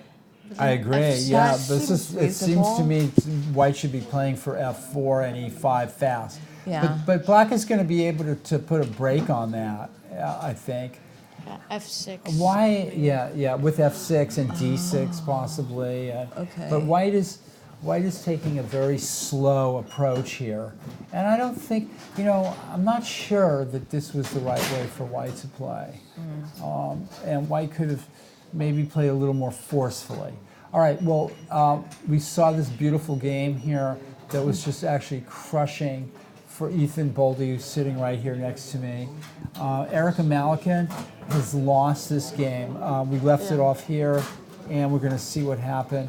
Actually, it looks like she might have resigned after knight h5. Yeah, it's really lost. Yeah. Because of knight f4. Yeah, knight h5, and then coming up is, the threat is knight f4 check. Yeah. But just, it's discouraging to play on 2 pawns down in a kind of a, in a position like It's that. very Yeah. difficult. And it looks like going to be soon maybe 3 pawns down. Yeah. So, Because king e3, rook c3. yeah, there's no way out. Again, this game also we've seen, which was quite crushing. Christopher Bradley didn't really put up much of a. Maybe he's just getting his feet wet and ready to fight next round, because it seemed like he sort of didn't show up for this round. Yeah. Sometimes you feel like that. I remember playing many.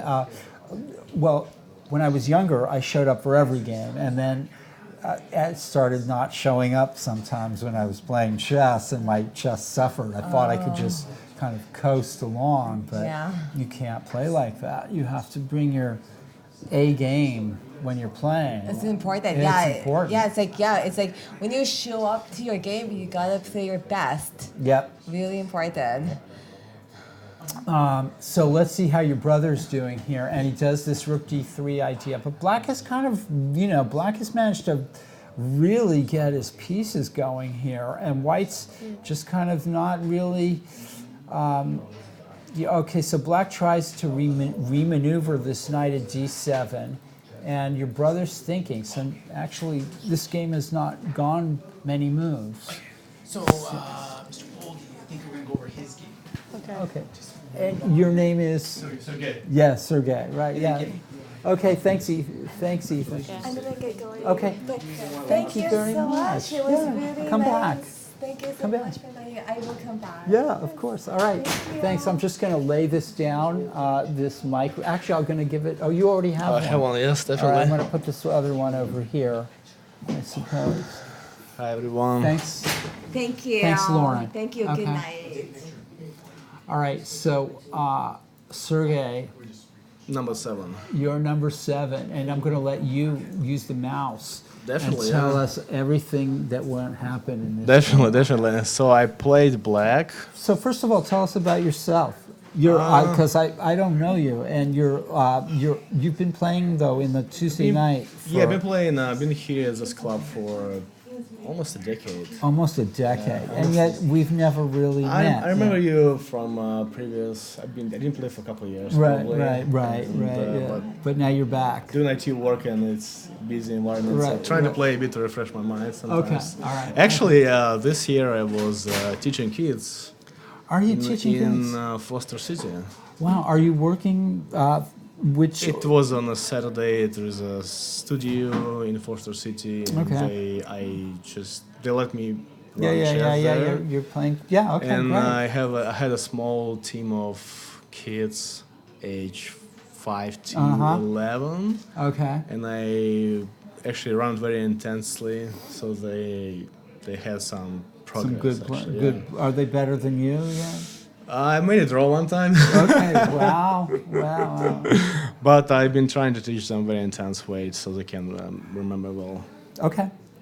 Well, welcome back to chess, and so you can just run through the game and tell us what was going on. So I think you, I'll give you my little story about this game because I just played it over. I think that you played with more purpose and with your little more, with more. That Erica sort of just moved around. Was it maybe- was a plan, maybe right? I play was a hoping- plan, right? Yeah, I guess. maybe Erica was hoping that you were gonna just, give away some pieces, but you didn't, and you played solidly and strongly and won the game. So every chess game has a little story to it, and I think that was kind of the story. But let's see what happened. I think it's a good way Okay. of explaining. So I play black with Erica. Okay. She played d4, Right. play d5. I didn't even think You about. can use those little arrows at the bottom too. Yeah. Okay, and I didn't even think about. And we can't move the pieces, so we have to actually go. If I go there, you go there. E4, D5. Okay. So she played knight f3, Right. knight f6. I was just trying to be more conservative, kind of. My I don't know. I know I'm a chess master, but I know very little opening theory now. And what I see is just are people developing their pieces, so- Right, it's just development, Yeah, pretty much. developing. I mean, it's not that I know nothing, but It's hard to memorize all of those. It's Sure. so many. let's just bring our pieces out and play chess, Definitely. like Carlsen. Definitely, yes. Okay. So bishop g5, she played, and So I never have a problem if people are just being, not blundering and, all right. yeah, at this position I was like thinking about e6, but I found that knight d7 seems fine You to could me. play knight e4 even maybe here. Yeah, I was not that or some, yeah. energized to be more Sure. active, so I was like the more Sure. conservative side. Yeah. So knight d7, just Everybody protecting. has their own style. It but it's depends good on to mood. know It depends what- on mood. Right, yeah, it depends on the mood. Good point. Yeah. So I was just protecting, and then she Right. developed another knight. Right. Was not sure what she's trying to achieve. But you put the question to the bishop. I like that. I always think that's a good move. Yeah. and Sure. and I just What are you going to h6 to start attacking. Right. Uh, So now Bishop- that move I don't like. Bishop me too, yeah. Bishop f4 is bad because why losing not tempo. move the bishop to f4 to begin with? Exactly, right? yeah. So if white's going to be consistent here, take on f6 or play bishop h4. That's my feeling. h6 is a useful move for black. So bishop f4 is sort of like indicative of not thinking things through, I think. Right, and it's also losing tempo. Basically, Right, just that's what I'm should saying. did it twice, moved bishop twice. Okay, What's the purpose, Right, right? right. So I'm just developing. Okay, exactly. e6, just opening line for bishop. Sure. Seems fine to Yeah, me. yeah. e3 All right. looks fine. Everything's fine. And then here I found like, oh, c5 seems Yeah, like sure. I have an option to do Sure. it. Yeah. I was thinking It's a about good active move. Yeah, because No problem. she gave me a tempo, and I'm Sure. like, yeah, I'm doing that. Sure. c5. No problem. I shouldn't have my hand on the microphone. Now exchange from her side still helps me to develop. Yeah, this is another move that I definitely think is probably not the right move here as pawn takes pawn. White should play c3, c3, yes, or c. yes. Maybe c3 is the only move, maybe really. Just that to be makes more solid, kind of, right? c4 is maybe a little too much now that you've wasted some time here. So c3 just restrained. Yeah, I was thinking about the same way, but All right. but suddenly she wants to exchange. Yeah, and this just helps black develop. Yeah, easy game Right. for me. And now again, c3 Now is it's- not necessary. Just play bishop d3 and then hope that white can hope to play e4. But white falls further behind in development, and now black is certainly, well, already was equal, but now maybe with a mobile pawn center, That's right. you know, Yeah. whoever gets in if black gets in e5, black is going to be better right Yeah, I off was the thinking bat. about Yeah. maybe queen e7 was an option Yeah. as well, but I was just thinking that bishop was already locked on. I like on knight h5. And it's a I'm like, positive move. I won't- And I it's won't take before it, white yeah. can play. Yeah, this is a I good won't, move. I won't take it definitely. Yeah. And then look, And you she's have- she's going back with the bishop, which is third move. Right, and just to be exchanged. Yeah. Exactly. Yeah. So she lost 2 tempo on Right. that.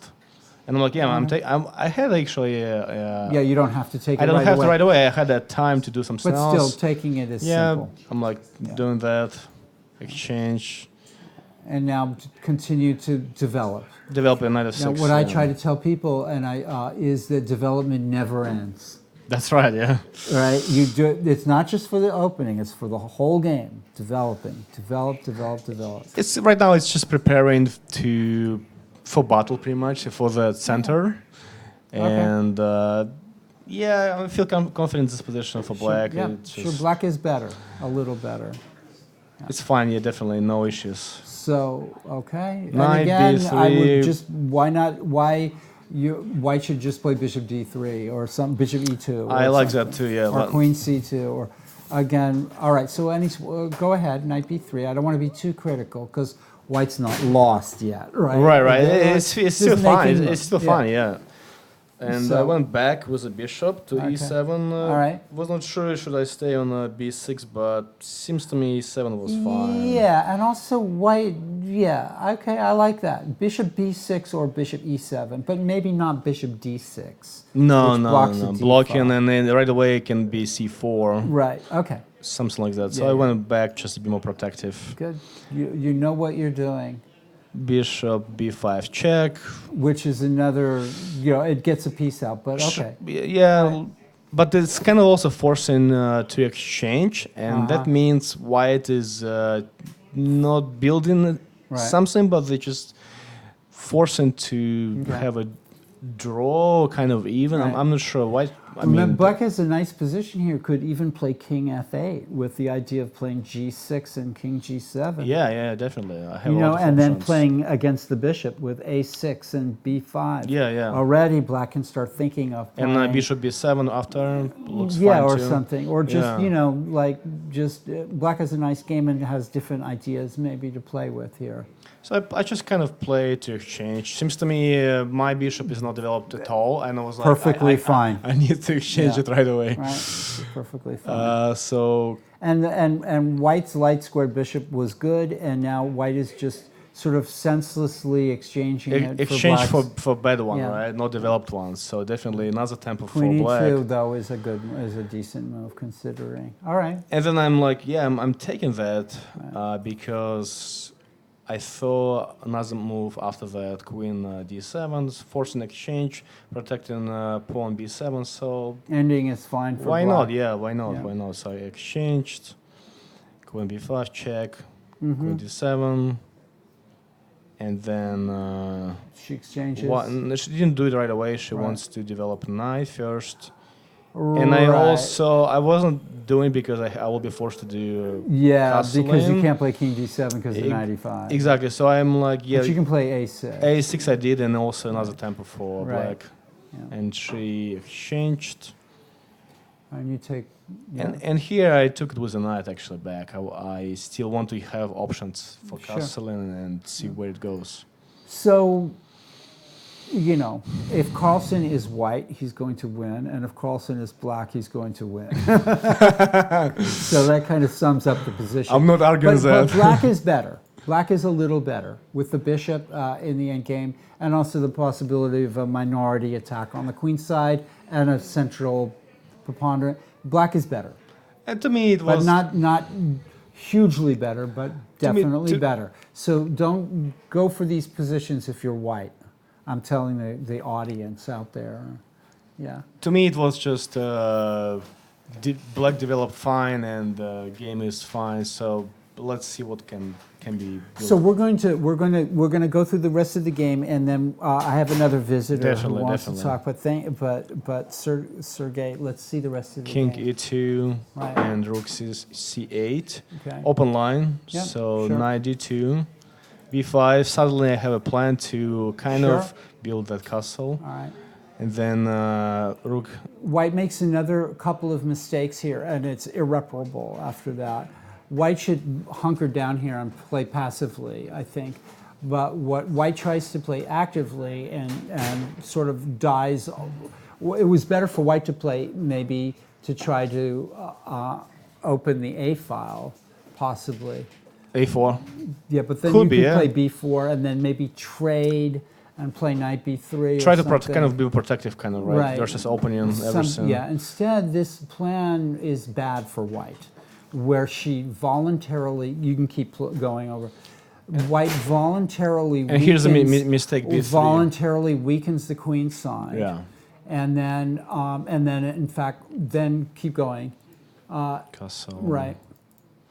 I think G4. right. And then what happens, keep going. This Maybe. is a good plan for black to and then E4. opens up the game at an inappropriate time. Also, when you've got moves like bishop g5, and in fact, white is close, I think, is in trouble here. And, I'm just and trying to white, attack. and black yeah. has played very simple chess. Simple Yeah, chess, we're definitely. winding it up. Rook h3, bishop f6 threatens, and this white just pitches Yeah, a pawn. Yeah. But I think white is lost there. After the bishop f6, F6, yeah, yeah. that's it pretty much. Yeah, and just we can just this was And then this bishop move right f4 here. becomes 2 pawns. Yeah, 2 points already. Sergey, congratulations. Thank you very much. You're a strong chess player. You're also the top ranked player in your division. I was surprised today, actually. I saw So I myself. think next time you should probably play in the championship section. I did it early and I had some success, but Yeah. right now we just want to take it easy first. Okay, all right, Thanks. Thank you very much. It's good talking to you and good getting to Likewise. know you as well. Yeah. All right, so we have a visitor. Would you introduce our visitor while I take a quick break here and have a chat, and I'll be right back. Do I turn off my microphone while I'm out, sir? As you say it on live TV. Yeah. No, I'm good. All right. I'll be back in a few minutes. I'm throwing you into the throwing you. I'll be right back. All right. So let me pull you up. So you are Venugopal Mani? Yep. And so you were on board 10 against Barry Capdeville. Barry Capdeville's a regular player. But is this your first time playing mechanics? In mechanics, I played Monday Night Rapids. I played yesterday. Mm-hmm. I was so bad, and I wasn't going to play TNM, but then I was so bad yesterday that I decided, okay, I need to, play serious chess and get Play back. some serious chess, yeah. And the TNM is the right place to play it. So, I'm not of the quality that Paul Whitehead is, and he'll complete the bracket. Well, let's get the game started. So you're on board 10, our broadcast. Yeah, so it's an interesting thing, really. I didn't have to think for the first 8 moves of the game because this is the exact game from Vishwanathan Anand versus Magnus Carlsen, Game 3 World Championship 2014. There you go. So you had your prep Yep. in. It's not even prep because it was so famous in my country because nobody expected Anand to win this game and he surprised Carlsen with the C5, 7C5. Wow. So I've won quite a few rapid games with this. Okay. And Bishop D3 here. So here there are 2 ways to play here. One is B6, which is what Magnus played in the game. B6, B4, A5, B5 is the pawn sacrifice, and then C7 is supported by bishop on F4, and knight goes to B5, rook goes to C1. So it just breaks the queen side of Yeah, breaks the queen side open. But recently, Hikaru Nakamura and Sergei Karyakin played this exact position 3 times in Singfield. Okay. The other idea is to put the knight on H5. Okay. And I'll be honest, And bishop G3 or what? I completely forgot what to do if the knight goes to H5. Okay, that's not what happened, but Yep, yeah. after NBD7, actually after NBD7 and castles is what I'm referring to. Here, the knight H5 is the other idea. So here he didn't play that, and he played this idea knight F8. This is where I had to start thinking. Okay. And I have now the simple idea is I want to just avoid knight H5 and keep my bishop, so I just played H3 to play the bishop to H2. Got it. So here he just played knight H5, 1 tempo late, and I just put the bishop on H2. There you go. I have everything of the other position, but with this knight is slightly placed on H5 because I have knight E5. Oh, perfect, Right? perfect. So F5, knight E5, and the knight has to go back to F6.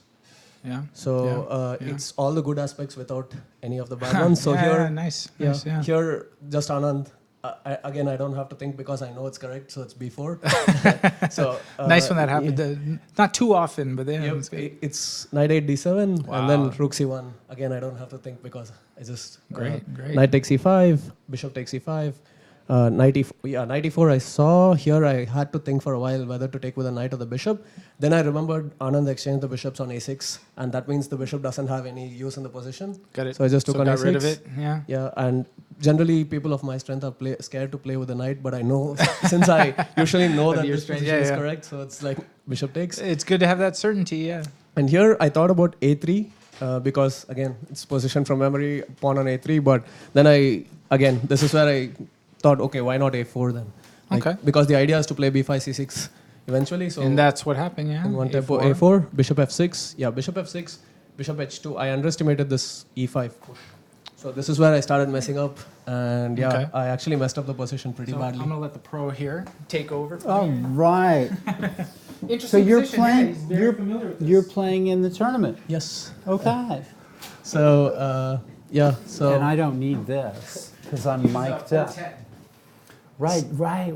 I was following this game. So it's from the World Championship till move 8, 2014. Right. And I think I said something about this being from Anand. Because it was very famous in India. Right. So I actually knew that, which really surprised me. it was on TV and everything, so we kind of knew the game. 5 bishop F4. So let's go to that. So Black, here's my take on it. Black played. This move. This is too defensive. Knight H5. Was the move played? Was the better move? So the move Carlsen played was B6. Okay, But right. there's another system against it, which is Karyakin With against knight Nakamura. H5. With knight H5, which Right. is I forgot what to do after knight H5 actually. Yeah, I don't know. Yeah, so it's you may need to leave a bishop on F4. Yeah, and I don't know really how Maybe to play play for the B4 and B5. Just keep your eye on the ball like that. Yes. So knight F8 is passive. I was very grateful and I just played H3 to put the bishop. Right, on. and knight H5 makes no sense when the bishop can come back to H2. Yes. So white is in control. F5 is this is one very tempo good. late. Yeah, Knight- this is very good for white now. Yeah, knight F6 and B4 is Right. from that game. And again. now black is returning with the knight from F8, and we were wondering if the knight was going to go to b8 on the next move.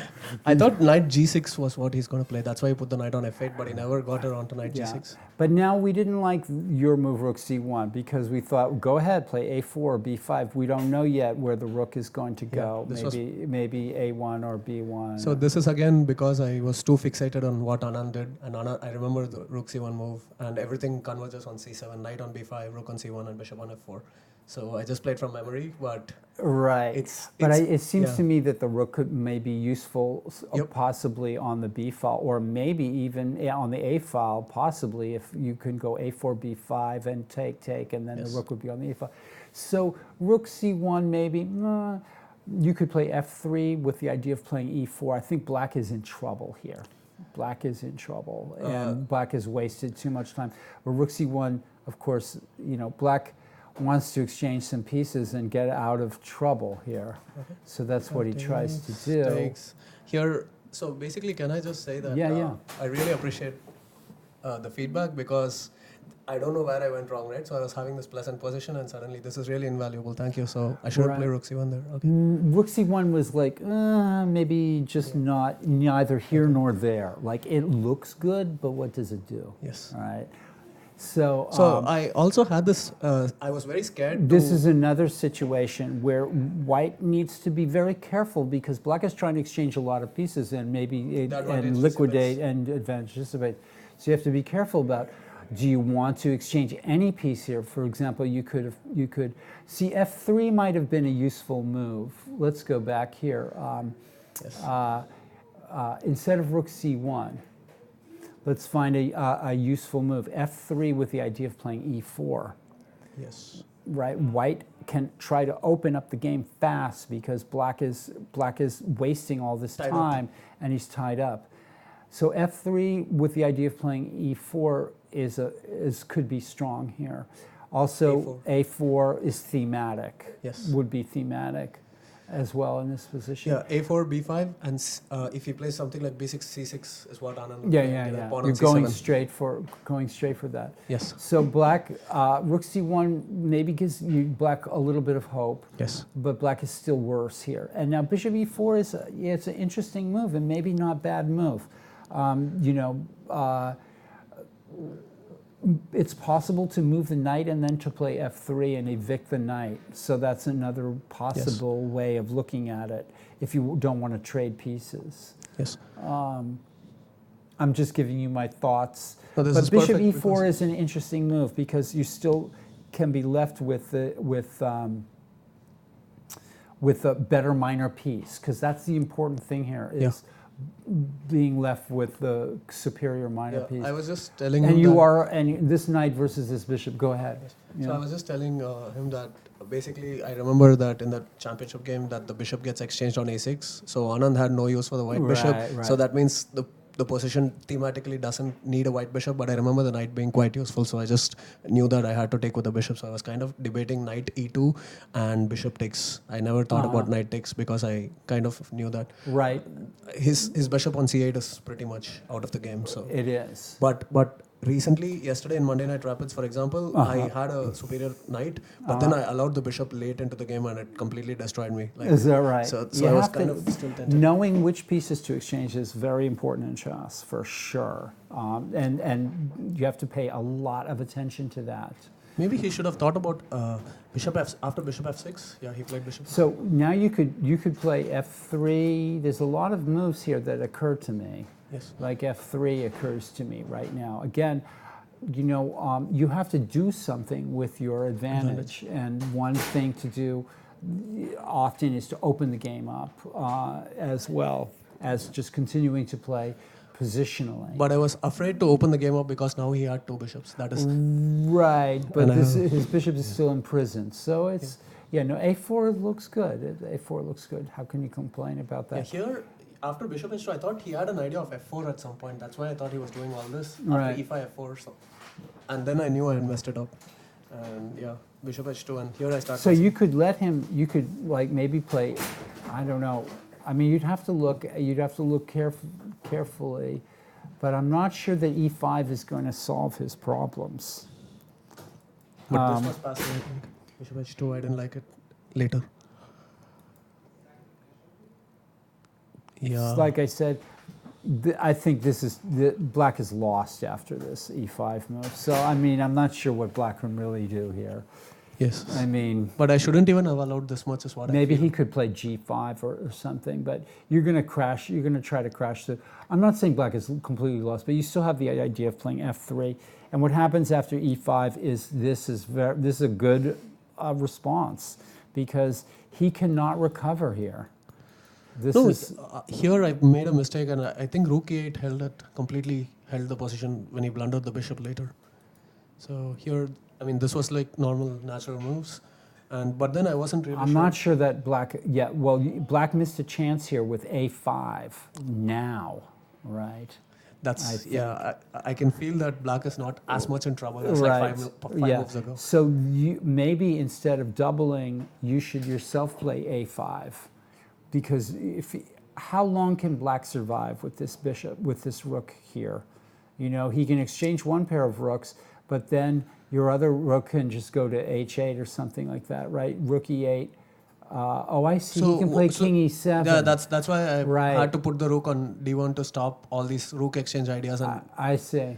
and if his bishop gets to e6, and this knight is now very inferior after the bishop gets to e6. Well, I don't know about that. I mean, the knight will still be a strong piece on d4 or a square, you know, on d4 square. But if black can get this rook out, he'll be fighting. So the idea was. So maybe he should have played rook e8 here.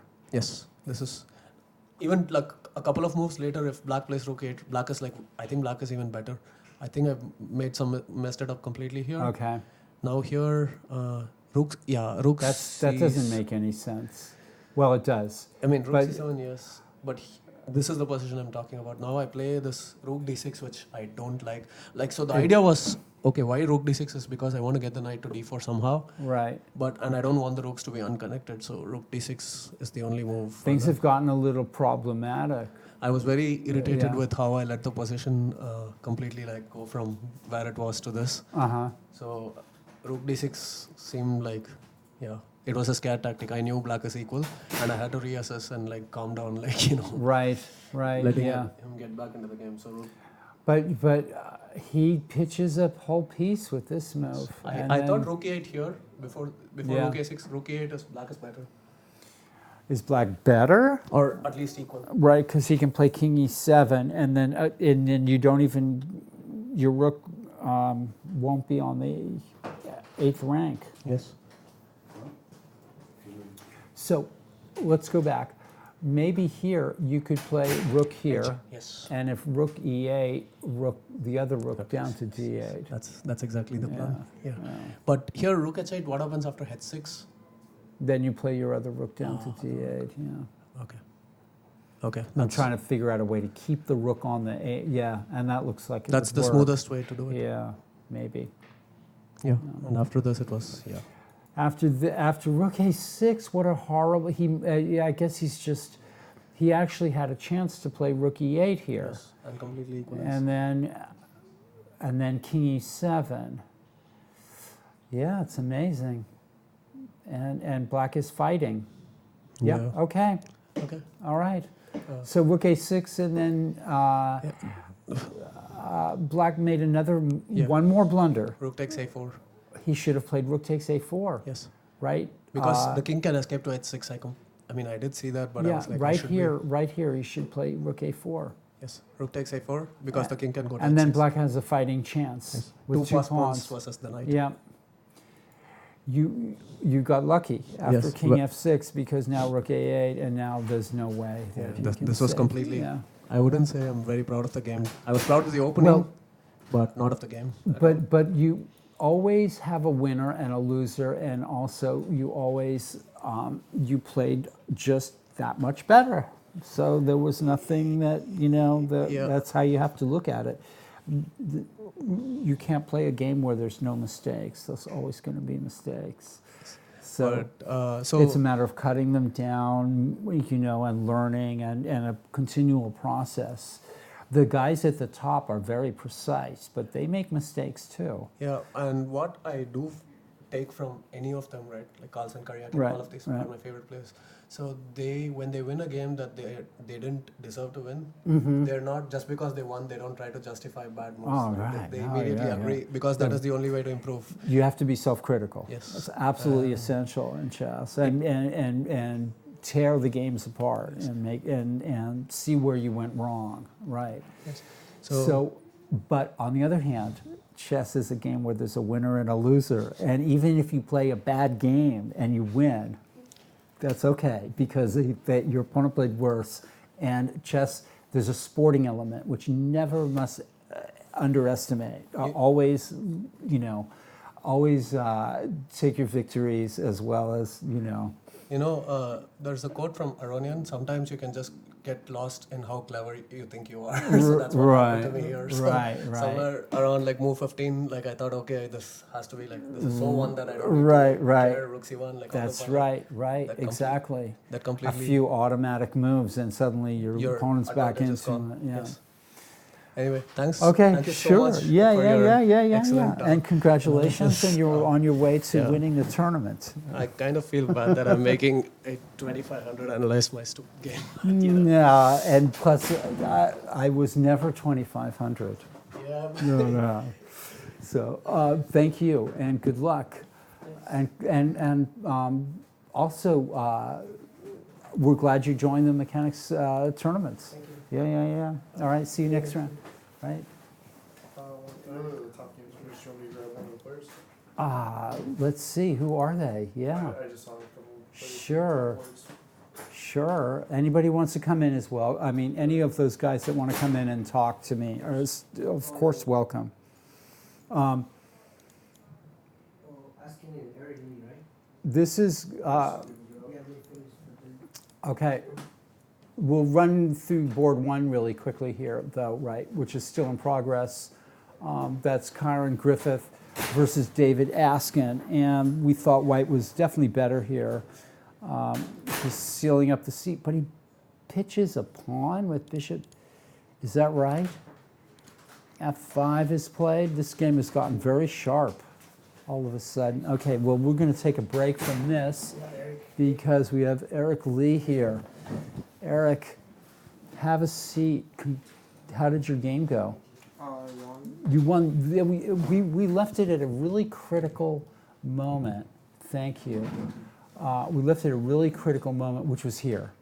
I mean, I know there was a lot came up, but you thought for a long time here. So I'll be interested to see what you came up with. But before this, let's go, if you don't mind, let's go back to the beginning and show us the game. Or can you do the mouse and the microphone at the same time? Or shall I do the mouse? I think you have to hold the microphone up. Otherwise, nobody will be able to hear you.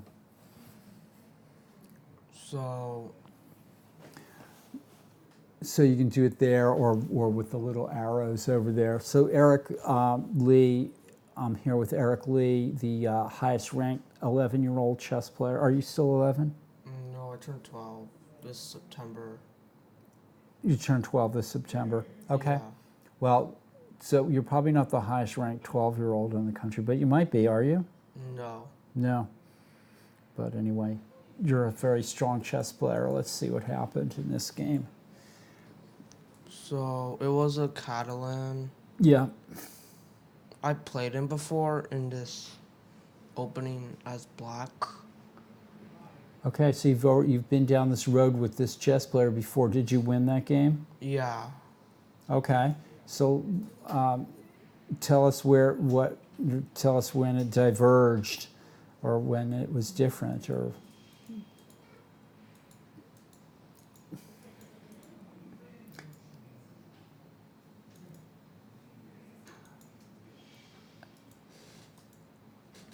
I think I remember he played Rook FC1.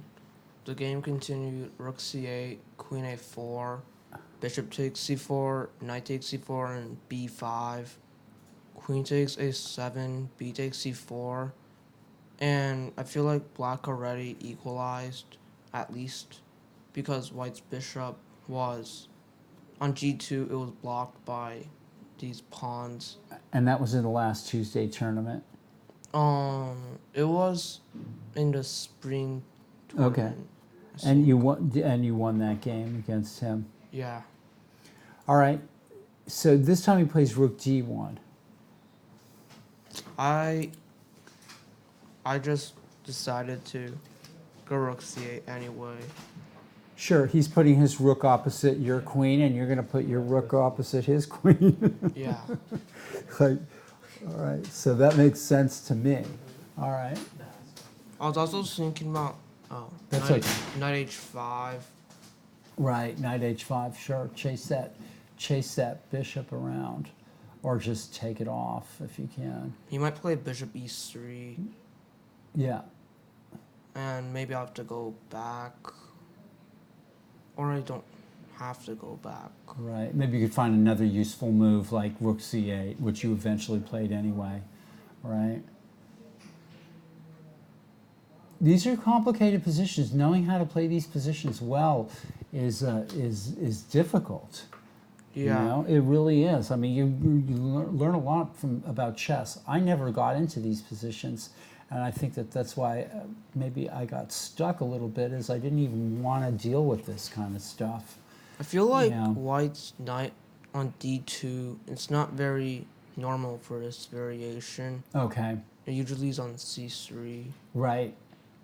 I know that like rook d1 here is the main move, and then knight bd7, bishop f4, bishop a6, c takes d5, c takes d5, knight e5, knight takes e5, d takes e5, knight g4, h3. Black can play rook c8 or knight takes f2 here, and it's really complicated. Okay. Well, that's far off the beaten track. Let's go back to the game. This one Okay, so he surprised tries me. to make it. He tries to make a gambit out of it, I guess. I was surprising. I mean, I was expecting something like rook B3 or something. or a4 or rook Right. c. But you look like you might. It's a difficult situation. Would you be able to play C5 then? Maybe, probably, or something like that. Yeah. Right. So he plays e4 and he makes a gambit, sort of a gambit out of it, I guess. But he cannot take on after you take with the knight, and does he get enough for it? I don't know that he does, but it got really complicated. Let's see what happened. I was Queen e4 thinking- just loses to bishop Yeah. takes c4, right? So he's got to do something like this. I was thinking about knight takes e5, but then d takes e5, queen c7, queen takes e4. He's slightly better, at least, and That's interesting. I Uh-huh. don't think I have any real winning. Right. This is I guess, kind of critical position for his gambit idea. You know, and he continued to really play aggressively here. When, here I would have thought maybe he'd stop and try to play f3 or something, but instead he just continues to try to, just destroy you, right? With queen a4, right? First. Yeah, I think queen a4 is a That's natural actually probably a good follow. move, yeah. Obvious move. I think knight b8 is forced because I don't see any other good move. I don't see any other good move either. Yeah.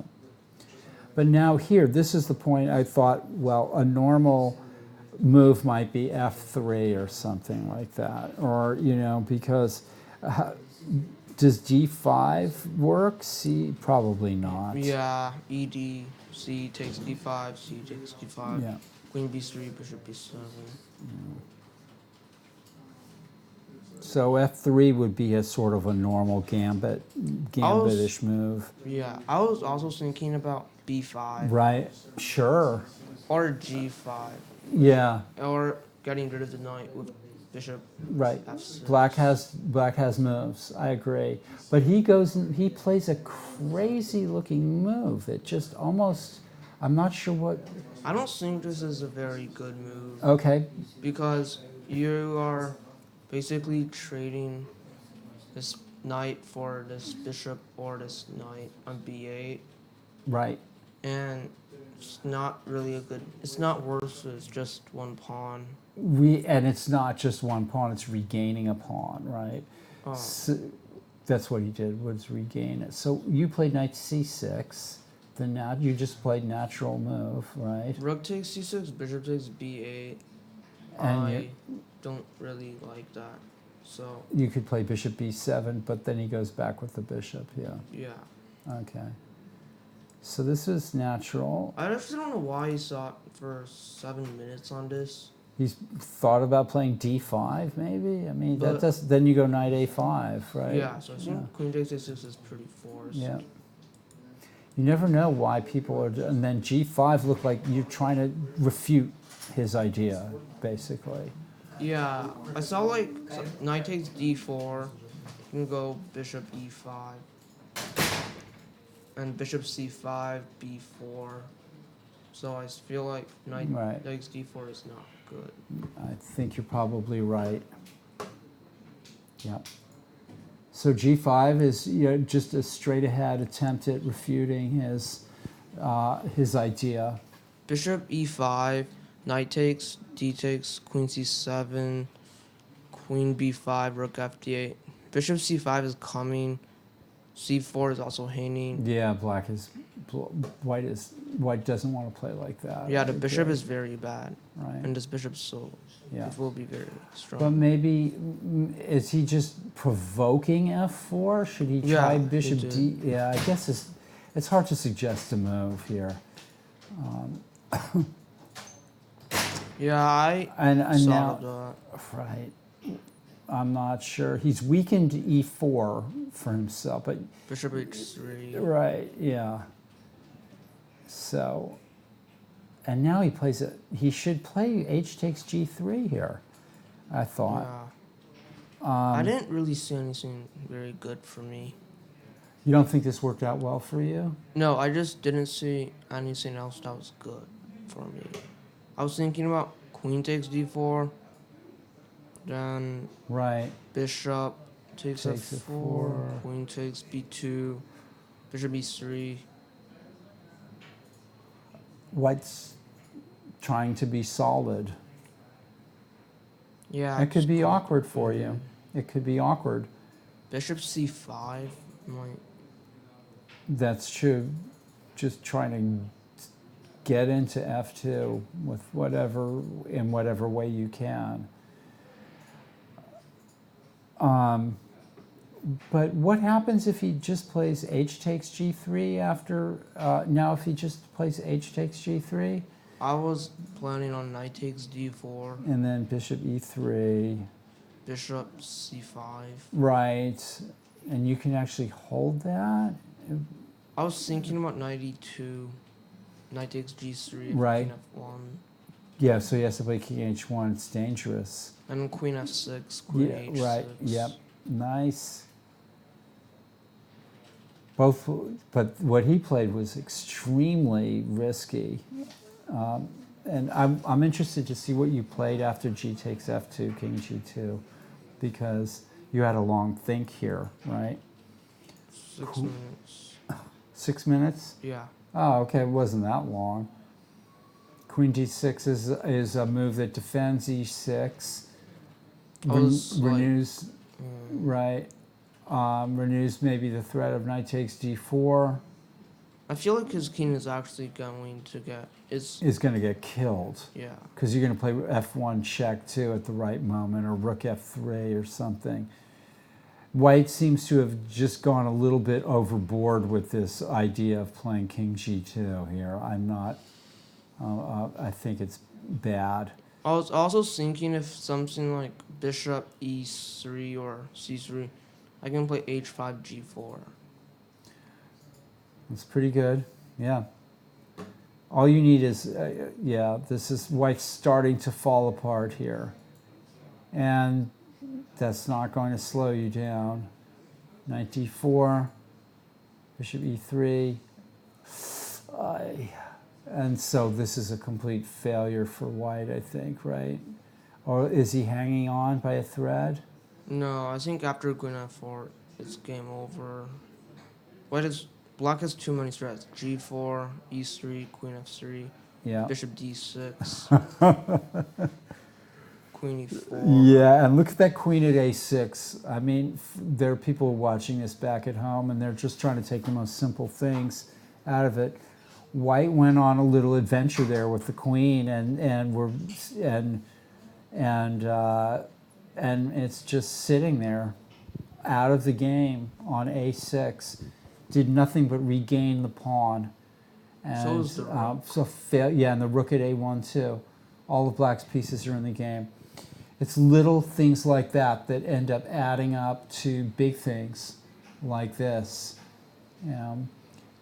So what was the conclusion here? It just seems to me that White can barely hang on.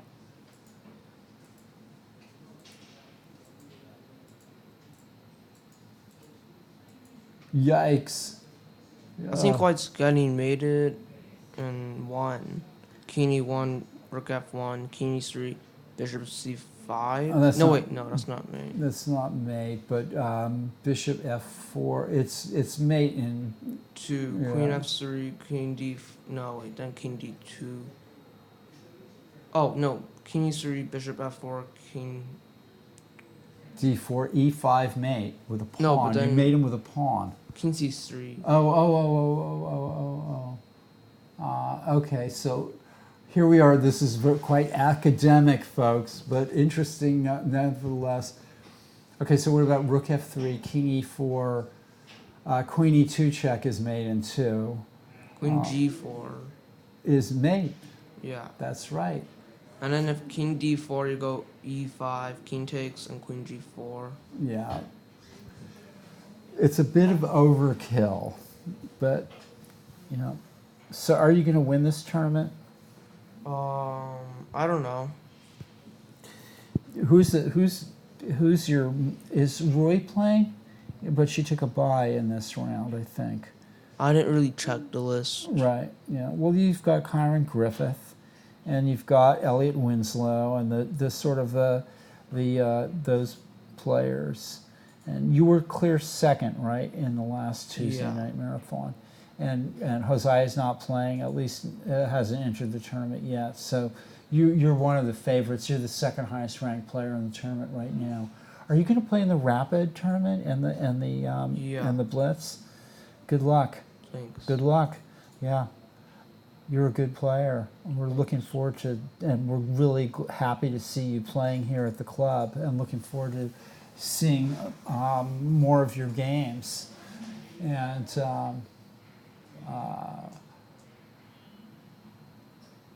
I'm enjoying watching your chess. You're a good player. And that's about it. Do you have anything? Do you want to sit here and watch while we go? Do you want to take a look at board one here? Okay. Yeah, let's look at board one. Griffith asking, and we left off here. White has just lost or sacrificed a pawn. In order, he plugged the C file, even though Black wasn't really maybe threatening to play Rook C2, and then Black took the pawn at A3. I have no idea what's going on.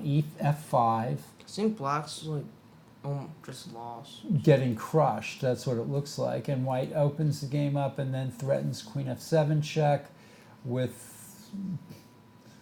It looks pretty devastating, even if it's not made on the board exactly. Knight G5 is an interesting move. But then Queen D5 check. Yeah, it just wins by force now. Ugh. And now White feels that he can take the bishop because after Rook takes bishop, Queen takes G7. Yikes. And that is completely crushing. If Queen takes G7, Rook F8 mate. So Black throws in a couple of checks there. What was? Let's see what he was hoping for with the. There was nothing. Rook G3, King H. Queen goes back to B8 to cover the back rank. Bishop F3 covers the long diagonal. Black makes luft about 20 moves too late. Rook C8 threatens, and that's it. Okay. Wow. So both brothers lost today. They Oh, were they're on brothers? Their brothers, David Askin and Michael Askin, and they were playing on boards 1 and 2, but they got the 1 and 2 punch out from Karen Griffith, the highest ranked player in the tournament, Karen Griffith, and the second highest ranked player sitting right next to me, Eric Lee. And the Askin brothers go down in flames. On board 3, we have Elliot Winslow, veteran master, international master. Elliot Winslow, always a danger to whoever he's playing. And we left it off here where Elliot was resolved, had just played bishop takes h6. It looked to me with the intention of taking on d5 and then infiltrating down the E file, but it looks like he's also planning on infiltrating down the G file. And a little bit of maneuvering going on here. I think And White's has he was a pawn ahead, and now it looks like he's how many pawns ahead? 5, 2 pawns ahead. Black's bishop would like to be on E3, but White's bishop is too strong. yeah, this is just looks very strong here. So, and the bishop's opposite colors are black regains 1 pawn. White isn't trying to infiltrate more. It looks just a matter of time before white breaks through here, I think.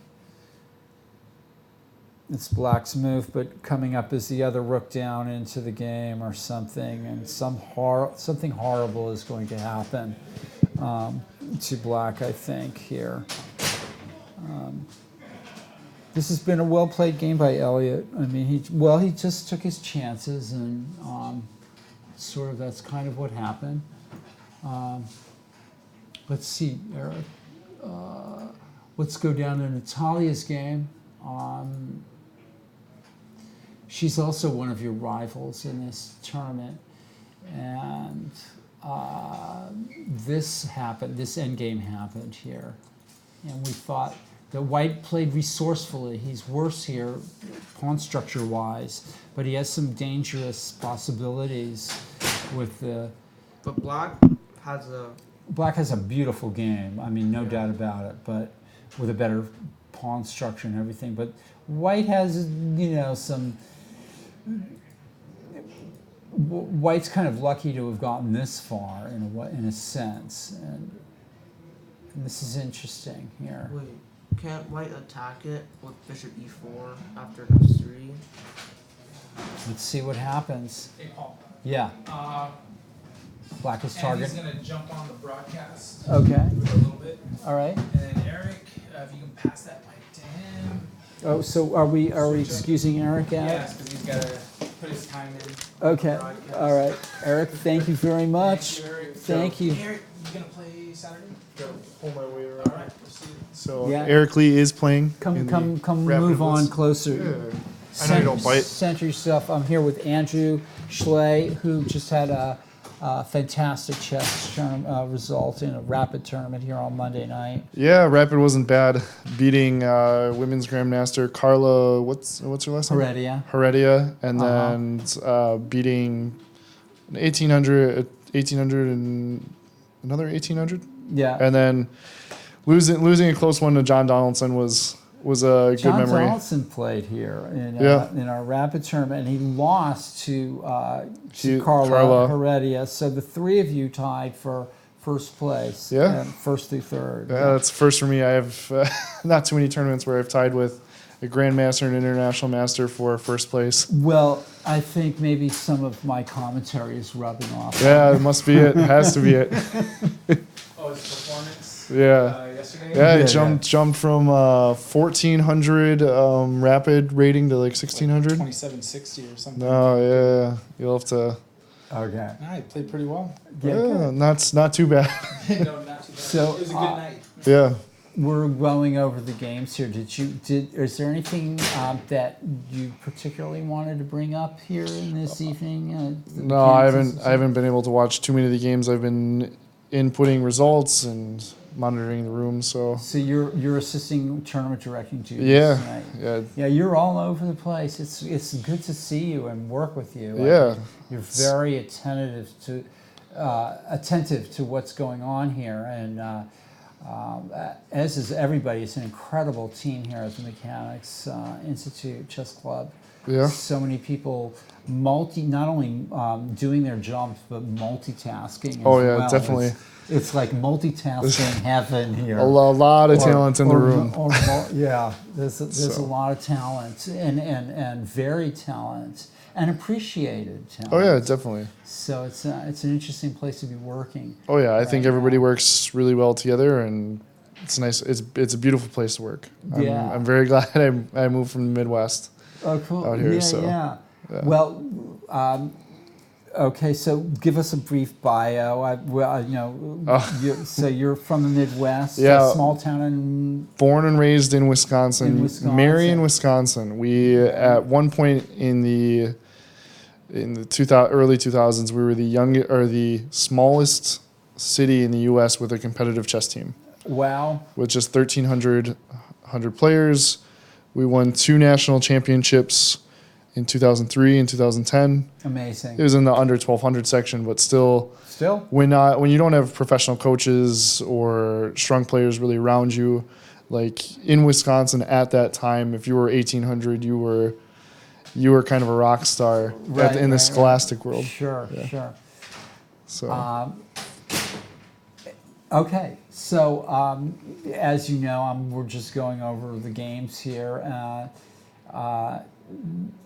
Right now we're on Sotokova's game on board 4. She's playing Gianluca Pane and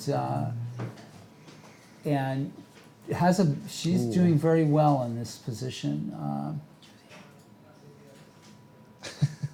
People Thanks, give you a Judith. shout out? Judith did. So. Judith, what Yeah. did she say? It's just great to have me on. Yeah. So. Okay, so Black can play c4 here, and but instead sacrifices the exchange with e6. Are those pass pawns going to be strong enough to promote, or?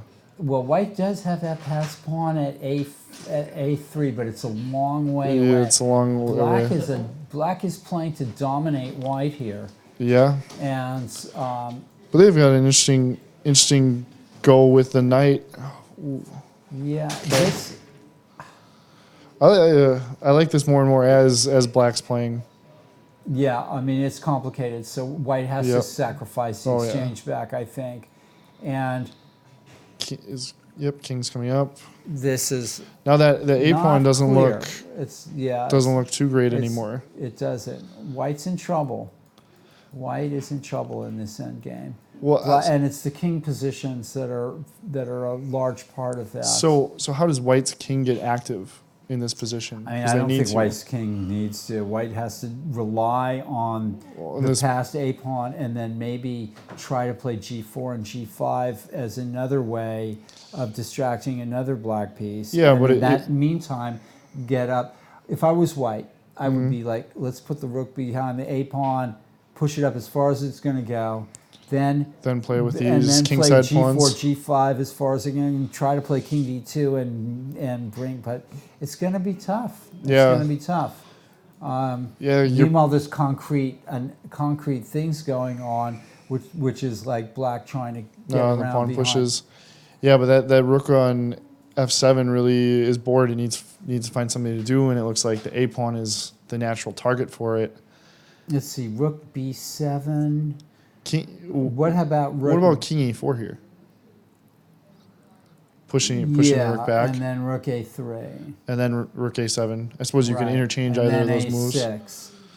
Black could find it this not so easy all of a sudden. Yeah. If Black's rook goes, if that is the case, then White is going to have no problems here by just playing king d2 and coming up.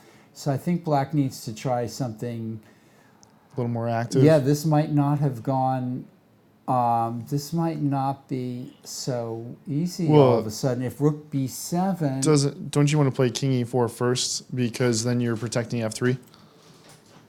Then the rook is free to play wherever it wants for black. well, I'm not sure that it is, because after rook a3, yeah, then maybe rook b7, B7. a6, rook b1 Check. The king goes to king d2 pretty rook safely. b2 check, king goes. White's rook is perfectly placed on On a3. a3, yeah. This is going to be, this is maybe a draw. Elliot, what do you think? She blew it. Show.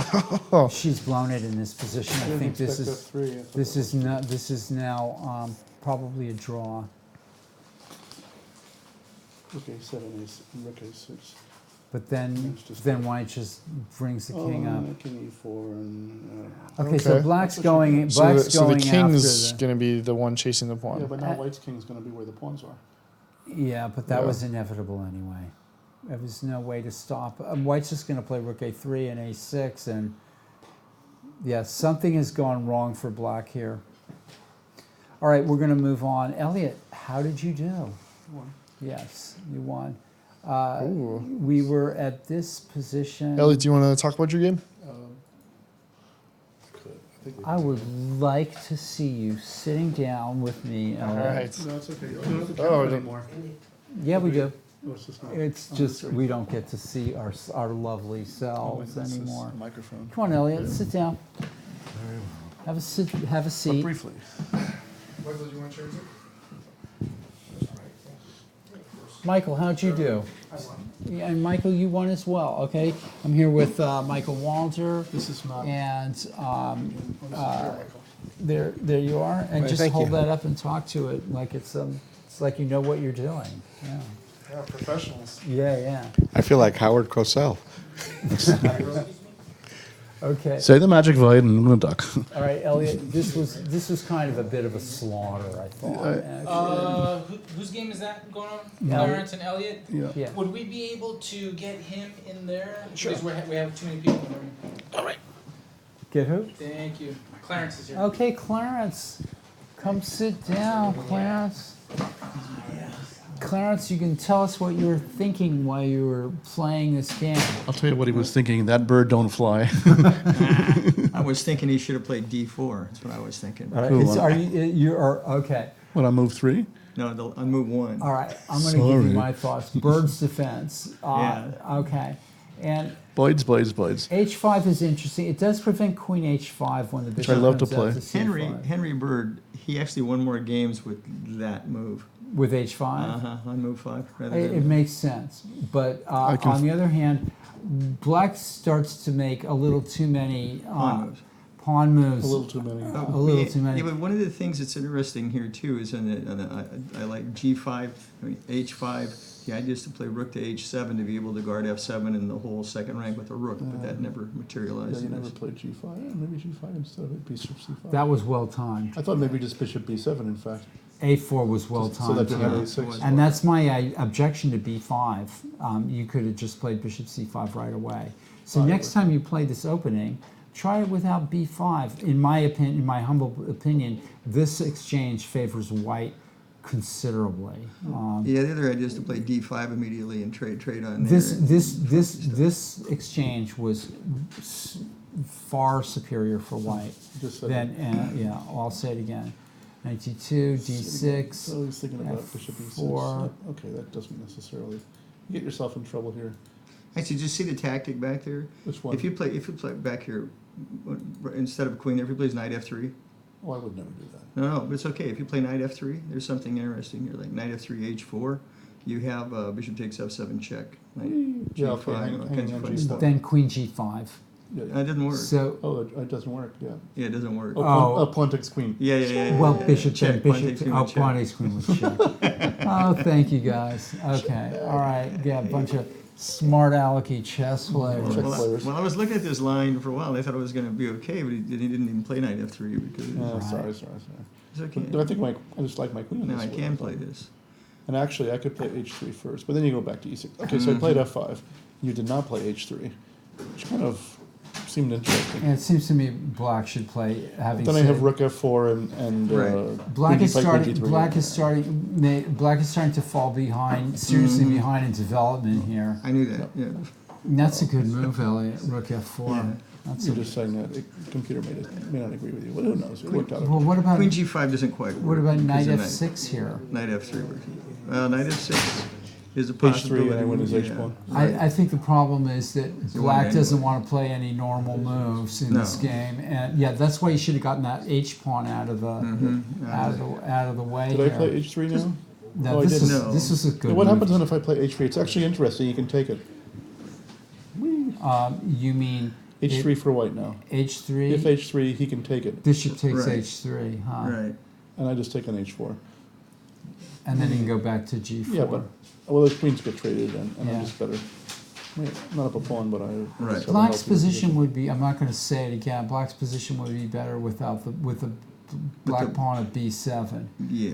So that this did nothing for your If pawns Yusupov here. played the bird, he would be saying that over and over. Yeah. Right. I like this. So That was- white's winning a pawn here. Yeah, but... But not without some concerns. So what did you do? Did you castle? You did. Yeah. Okay. So now he's got to open g took file, it and off. if I could get my rook in You there. could play knight takes f5. No, it didn't work. But I just trade and take an f7 and Yeah. nothing. It doesn't Actually, quite there's get there. another idea. You can This play. You can position, spin it. this You can play position, Oh, right. And g6. Yeah. I don't know what that was leading to. this position just looks bad for black because your chances of generating anything down here look almost impossible. Look very, very. Yeah. But I get tangled up. Fact. Oh, Yeah. here that's a mistake. His pieces still aren't. Why don't I just well, toss bishop why? e6 check and zero his counterplay? Well, he still have g5. Yeah, right? I wasn't too concerned about the bishop I should check. play bishop g6 check. E6 I didn't check. think so. Right, but then And then king somewhere. Yeah. Nowhere happy. King Yeah. b8 say, and then queen g3. and then he plays g5. Well, oh, that's right. Yeah, no, very you good. played- Good- you good played point. it Oh, I correctly. completely overlooked that. Right. Yeah, there's some Yeah. How tactical shots here. embarrassing. if you No, play it no, wrong. I've- Okay, abstract I exchange. was Not welcoming that the would be bishop bad, check. mind you. No, I thought the way what you did was just right. Mhm. Myself. All right. So he Yeah. did not play. Okay, so nothing quite worked. That's for him. actually bad for me to play there. I was trying to get a little Yeah, I because in wasn't some sure what you lines were you can up play to. bishop takes knight, rook to g4, threatening, rook to g7 and skewering. Okay. The problem is the black just doesn't have enough here. I mean, I think white's got a play on the g file and the e file potentially, and black is just I could take right away. black is just in trouble I here. figured you were playing bishop d6. I was think. taking that. I was Um, playing and- pawn and- takes d5 or rook e1 Yeah. rather. Yeah, it's messy. It's not good for you. it's not. I like the little moves we all made. Did you play? Yeah, it's like what cruel game are they playing? Now let me when you take with the pawn with the rook behind it, it's always usually an offensive move. If you're playing defensively, you want to take with the rook, right? Uh-huh. Does that make sense? Because you're pushing the yeah. pawn from behind. Yeah, Right. it does. So rook takes would probably help. Would try to relieve some of the pressure. And I'm not just saying that to you. I'm No, saying I it understand, to, Paul. I was people concerned back that, home. Gosh, send that to I'm Andy saying- Soltis. He'll put it in his next book. People to Well, my concern was it made that pawn really weak if I trade off rooks first, and he Yeah. can play king e2, f2, rook g1, and Yep. then Somebody gets there first. Yeah, well, I think it's kind of 6 of one, and half a Somebody dozen gets of the there. other. There's a lot of stupid pieces. I mean, on if he this did board. want to target it, he probably could have. And so, black needs to do everything in his power to try to get this bishop to e3 or something. I don't know if it's possible, but well, it's one that's of two. kind Well, of I a played. What did I step. play? Maybe- I played queen g2 or the queen f2. That's an interesting idea. I didn't think about that because if I would have played like bishop to f8, h5, Right, and yeah, then throw bishop away to some h6 and throw pawns. throw it Yeah. in and then get a bishop. Now, what Maybe if you just would- sack what if off. you- And played- if hold that on. pawn was back on b7, What if you played h5 and then you do get your bishop to e3? You mean back here? Yeah, but he's still after what I played, right there, right okay. there. play After h5. Oh, here, play I went H- to g2, which is suspect. Right. Uh-huh. And then now what if H5? h5? And Rook drive your G7. Well, rook You can play g7 is G7. Yeah, annoying. yeah. It's I don't think black has time. It's only I annoying. just think Yeah, black yeah, just yeah. black is just yeah. So queen had f2. Now you're on d4. Next target. Although actually taking it's not such a big deal because the bishop b5 to d6. I don't actually get in. It's very annoying. See, this is going the now wrong. you This went- has you're got to in the be wrong going direction. wrong. direction. Yeah, but there was something wrong with the other way. Well, because of F4. Well, F4, that was- Yeah, that was what was wrong. Yeah, I mean the problem is black just and this is just opens up the help game myself. for the opposite colored bishop attack and so on. I really wanted to play bishop b5, but that would be wrong. Well, now it's better. That's really what I did. That's odd. Yeah, now you're mating yourself. No, I'm mating myself. That's very God. Well, that's I didn't even see it. That's besides the point. That's because all the other Well, I moves didn't were see that bad. the rook was guarded. That's pretty embarrassing. I thought he had queen h5 and f queen g4, queen takes it. Rook was Yeah. interesting, although losing. But All of the course, other, bishop all the takes other queen. moves were bad there. Well, Too. queen g5 is is the only move. Yeah, it's the only. It's a And move I was- originally looked at. And I was going to play on Not queen there, g5. I was G5. going to play queen g4 You have to play queen with g5. massive with rook f5 Oh, check. wait a happening. minute. What's wrong with just exchanging and playing rook f5 mate? Oh, does that work? Oh, it does work. Yeah. Oh, that's right. Because you put your king on for some reason on d5. so Yeah, it's It's good like a point. bit of a helpmate. So you can't problem play here. queen g5. Yeah. Yeah, queen King g5. d5 was all wrong. Now- So well, after rook so, f4. So basically, queen d5 e5 was better than queen g5 Yeah, it was. In a matter of speaking. It was. in a strange world. yeah, Well, yeah. actually, yeah. Actually, you And get, now we're getting vacuum cleaners. you'll still get crushed.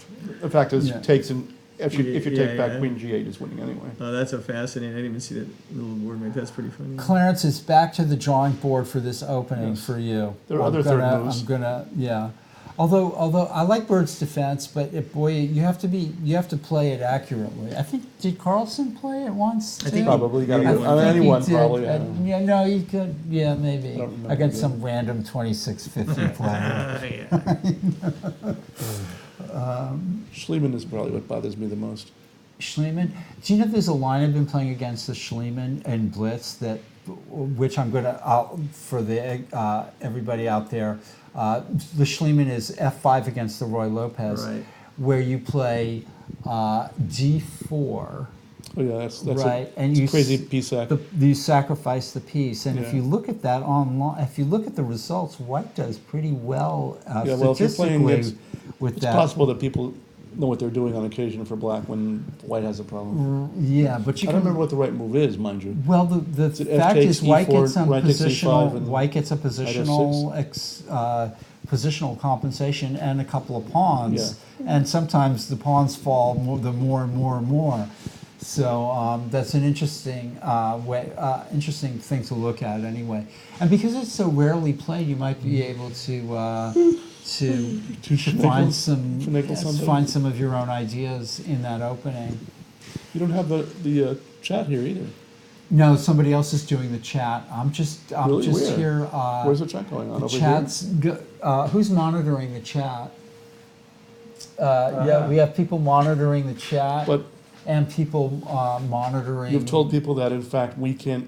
The two of us, the three of us, can't even see the chat. So if they ask you, brilliant questions, they will be- It'll be relayed to us Oh, they will, if the powers that be think Nobody that asked. it's worthwhile. The other. Well, we are going to change this to chess.com. We're going to have an analysis board. Okay, I think finally. in the future, folks, pay attention. We're going to, I'm not saying that for definite, but I think we are going to get on the chess.com stream and have an interactive analysis board as well in the future. So, What would be good? how for does improvement on Boldy? chess.com How does for Nicholas a bigger Boldy spell board? his name? I think there's an H in there. Who? Proofreading. You're right. There might be a Nicholas Boldy with his. So there's still a couple of games left. We can have this. I'm going to go. Yeah, I'm leaving too. All right. Okay. Thanks, you guys. Thank you. Thank you, Paul. Yeah. Yes, Thanks, interesting. Clarence. Thanks, you guys. I'm just glad to see some good chess. Wonder which board. Yeah, I'm looking. Oh, this. Yeah, what a mess. Yeah. Okay. So let's see what happened here. Yeah. Yes, King G2, King C4, A6, Oh, what's going on here? And here we are. and here we are with a Oh, tempo. this is a mistake. She. Oh my gosh. White, So white's winning. what if G6? Then what if White had just played G6 here? That was Jim. White could have just played G6. Well, Is it Jin? isn't it Jim? Well, it's when rook. Or do you? No, you can't play rook. You can't. And black has to move. That's the problem. So G6 just wins here. Because whatever black does, it's over. It's Zugzwang. It's actually Zugzwang. This is a blunder. Well, it's not a bad move, mind you. It's totally winning. Oh, this wins too. Yeah, okay, it's not even funny. Yeah, she wins. She trades. Yeah, she did. Yeah, there was no way. That's actually a good move. Rook A6, Rook It's as F6. good as G6. Yeah, it's as good. Oh, an amazing, She was bit of a tragic finish there for Natalia, who lost the game. Yeah, she got every shot imaginable in that sort of banana-like position. Right. And then And White's one trump, which was the past A pawn, proved to be, yeah. oh, and he sacked the exchange on D3. That was nice. Yeah, that was a good She could move. have played in there earlier. Where did the D pawn go? Maybe she shouldn't have played knight D3 check here, and should have played D3, pawn D3. Well, then rook takes D4. So let's see. What about playing pawn D3 here, and then Or even just rook E8. and then there would have been a close. I guess this is the possibility of the king coming up and trying to blockade the pawns too. Wow, She's got to be doing a okay. dramatic finale there. Finale. Okay, so there's a board 3 of the AB section is here, and Nicholas Boldy, the Somebody up. Well, it's not even- oh, knight G6 is a good move. What's going on here? Nothing. Oh, that was a lukewarm. Black is better here. Oh, the pawn went. I'm not sure that was correct, but this is an interesting game. I don't know about that. Oh, White's knight is getting in, and there's a lot of complications here.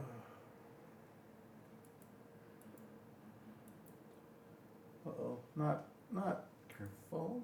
Careful, King. It was. It may well be. Yeah, okay. may well have been possible. Oh, look at this move. This is a hard move. Black king could not go to either G6 or E6.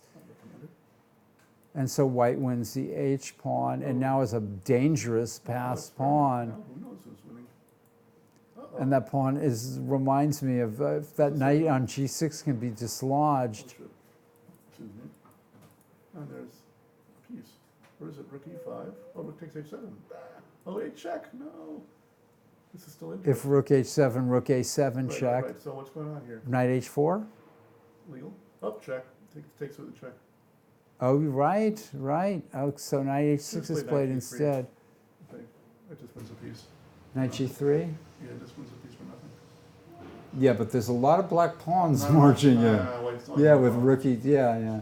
Knight G3 White's covers trying every to square imaginable. right, It's really useful. and then threatening Rook G8 actually. Oh, that's nice. Right. this is the knight move. Yeah. Well, actually, the knight move, the idea is Rook H5, Queen, but that could be slightly. Rook problematic. G8 is still the idea here. Yeah, but then Rook it takes H6, Rook takes G6, Rook takes H7.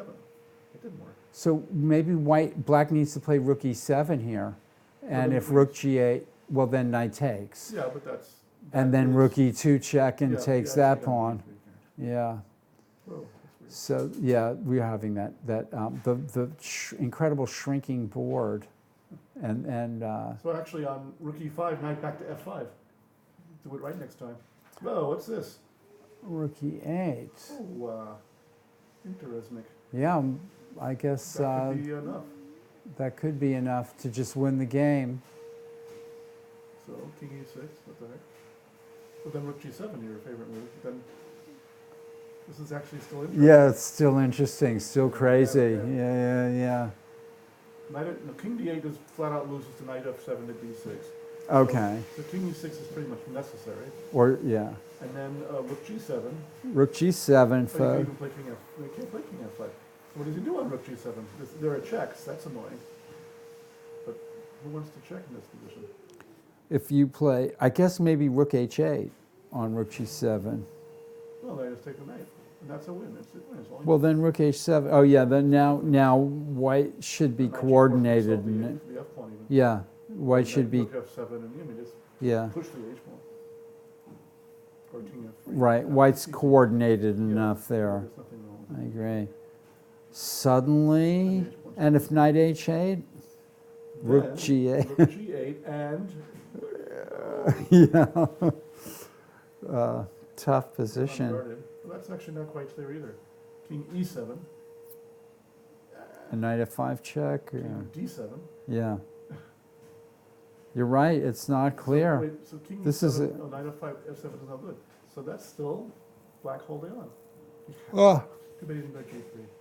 Oh well. Oh, he played what no. he played my poor suggestion. Yeah, this is not good. Okay. Maybe he'll, who knows? So Where rook he'll have- h7, knight There we go. g4, Yeah, and now F7. well, rook f7 doesn't play look F5. right. You gotta do something.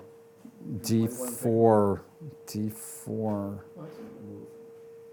But I can just take the pawn and go Yeah. king F3. It's just, although the pawn hangs still. Knight takes F6 is possible on D4. Okay. Is it right to just shove the pawn down the board and check and make a queen? King f3, H4 is why we- h4, yeah. unless king F5 is annoying, which it could be. None of this work takes. White F6, has that's- 1 minute and 51 seconds Oh, left, this is and not good. black has, Oh, what did you play? King F3 or king G3? so white should be winning here without a doubt, I guess- but black is I still, guess on king black F5 is was still, gonna be rook G8 anyway, but now king F5 of course can't be played. So black has to do something. Uh-oh, what's going on? What's going on? rook g6 check is a nice and Oh, that is useful nice. move. Yeah, it wins. Yeah, wins rook the pawn g6 right off the forces the king back. Didn't play it, knight f2. Finally, he put his knight in a good defensive square though, but now it's too late. It's not a good time. Yeah. Actually though, rook check. Is this the last game? This is the last game of the night, folks, so we'll stay with Rook it. check, he can't, well, he can go king F7, but then the C pawn goes, and more. Wins He the has to pawn, play pass- king up. pass pawn. He has to play king up. And then he Forced. Forced. Yeah, I guess so. Because otherwise he'd lose his rook on a7. Well, he could play king F7. Yes. But now white, well, the D pawn is a little something. Rook c5. White's going pawn hunting here. He'll have two passed pawns, but then one every way. Black looks completely lost here. To Well, me. so what do you know? King E3 is happening. Better play king F3. Oh while my you can. gosh, that's right, king e3. This is not clear. Stupid knight. Oh, he fell. Oh Now he's no. up. Now it's rook and 2 versus rook and 1, but that F pawn is actually But the the best big, pawn on the board. oh my gosh, white could still win this Black rook wins. ending. No, white could win the rook. We're too loud. Okay, sorry. Oh, okay. White can win the rook ending. That's incredible. So we need to. We're going to have to. Leave. No, we're going to have to soundproof the room soon. Or move it to that room where it should be in the first place. So Oh no! Here comes the pawn. this is either a win for white or a draw. No, one for black or a draw. What? What? A Well, win pawn's for just fine. Rook black? check. F3. I don't know. I guess you're. This is the famous joke about Schnitzler had this endgame, and he had a rook and 1, and the other guy had a rook and 3, and they both pushed their passed pawns, and Schnitzler queen way ahead of him. Because took him three times as long to push his pawns, Right. or something. Black's pawn is coming in Look at that. fast for. Oh no! This is most unfortunate. This game has been lost or close to loss Oh, now, poor Nick. and white is. This is I'm afraid to say, the lesser Boldy. Wait a minute. So what's the deal here? Well, rook g1. G1. Rook g1. Rook g1 is very simple, Yeah, it is. I think. Yeah. That's not. Less simple. That's a bad idea, obviously, Yeah, because the king's king on the is right going to be square, further actually. away. Yeah. Just Oh, rook yeah, g1 was so much better. So much. Oh. Ah. We're watching a travesty But everything unfold has here. problems. Well, he has king G1 now. The first comes to us. Oh, so now you got to do something with your rook. Make it good. Rook F5. G7. Rook F5. Are we? Black's move. Oh, he just played king G1. Yeah. Rook F5 is forced. B7 is sort of interesting, but it's probably made. Yeah, precious made. Yeah. Wait, Oh no, he The, didn't. the queen on B8 guards E5. But it doesn't guard F4. Yeah, all of a sudden king Oh. H5, and then what? Where's the mate? Oh my God. No, queen F7, and then if king H4, queen H7 is made. If king H6, queen G6 is made. Yeah, it's forced mate by black. White made a horrendous mistake here by not playing Rook F5, which would have. Would Rook F5 have worked? It wouldn't have worked. It wouldn't have worked. Queen take, and then B7 rook over, king G5. Yeah, maybe it does hold. That looks like it might be a. Okay, so Well, I'm saying instead of. yeah, rook F5, queen. Right. Takes. B7, distracting the Rook G8, and then the king marches up the H file. That's got to be a. We could queen and king rook takes B8, and then king G5. King G2, H4. It's got to be a win. Well, king G3, H5. Yeah, I mean that's hopeless. It's ridiculous. Yeah. You just check on G8. And So, black is thinking about making a queen. It must be one of the first time. Oh, he's thinking of playing Rook G8 too, which would maybe also. completely and totally unnecessary. Yeah, and actually, white would have Rook G5 check. Okay. He made the queen, and that's Queen F6 check ends the game immediately. It's mate in two. Where's the two? Queen F6, King H5, Queen G6. Oh, yeah. Yeah. Somehow it should be then Queen H7 and Queen E4 check. Where's the force mate here? Queen F6 or Queen F6 or Queen F2. The Queen F7 is the mate next. And if King H6, oh then yeah. And if King H4, Actually, King H4 he has Rook H5 is it's mate. I mean, it's got to be mate. it's got to be mate is only it's okay. So now Queen F7, King H4, Queen H7, Queen F7, King H4. Rook H5, Queen E4 check. That's then that's it. That's it. Yeah, force mate. Queen H7, Rook H5, Queen E4. That's it. And he found it. Wow. Folks, I think that's the end of our broadcast, or very close to the end of our broadcast.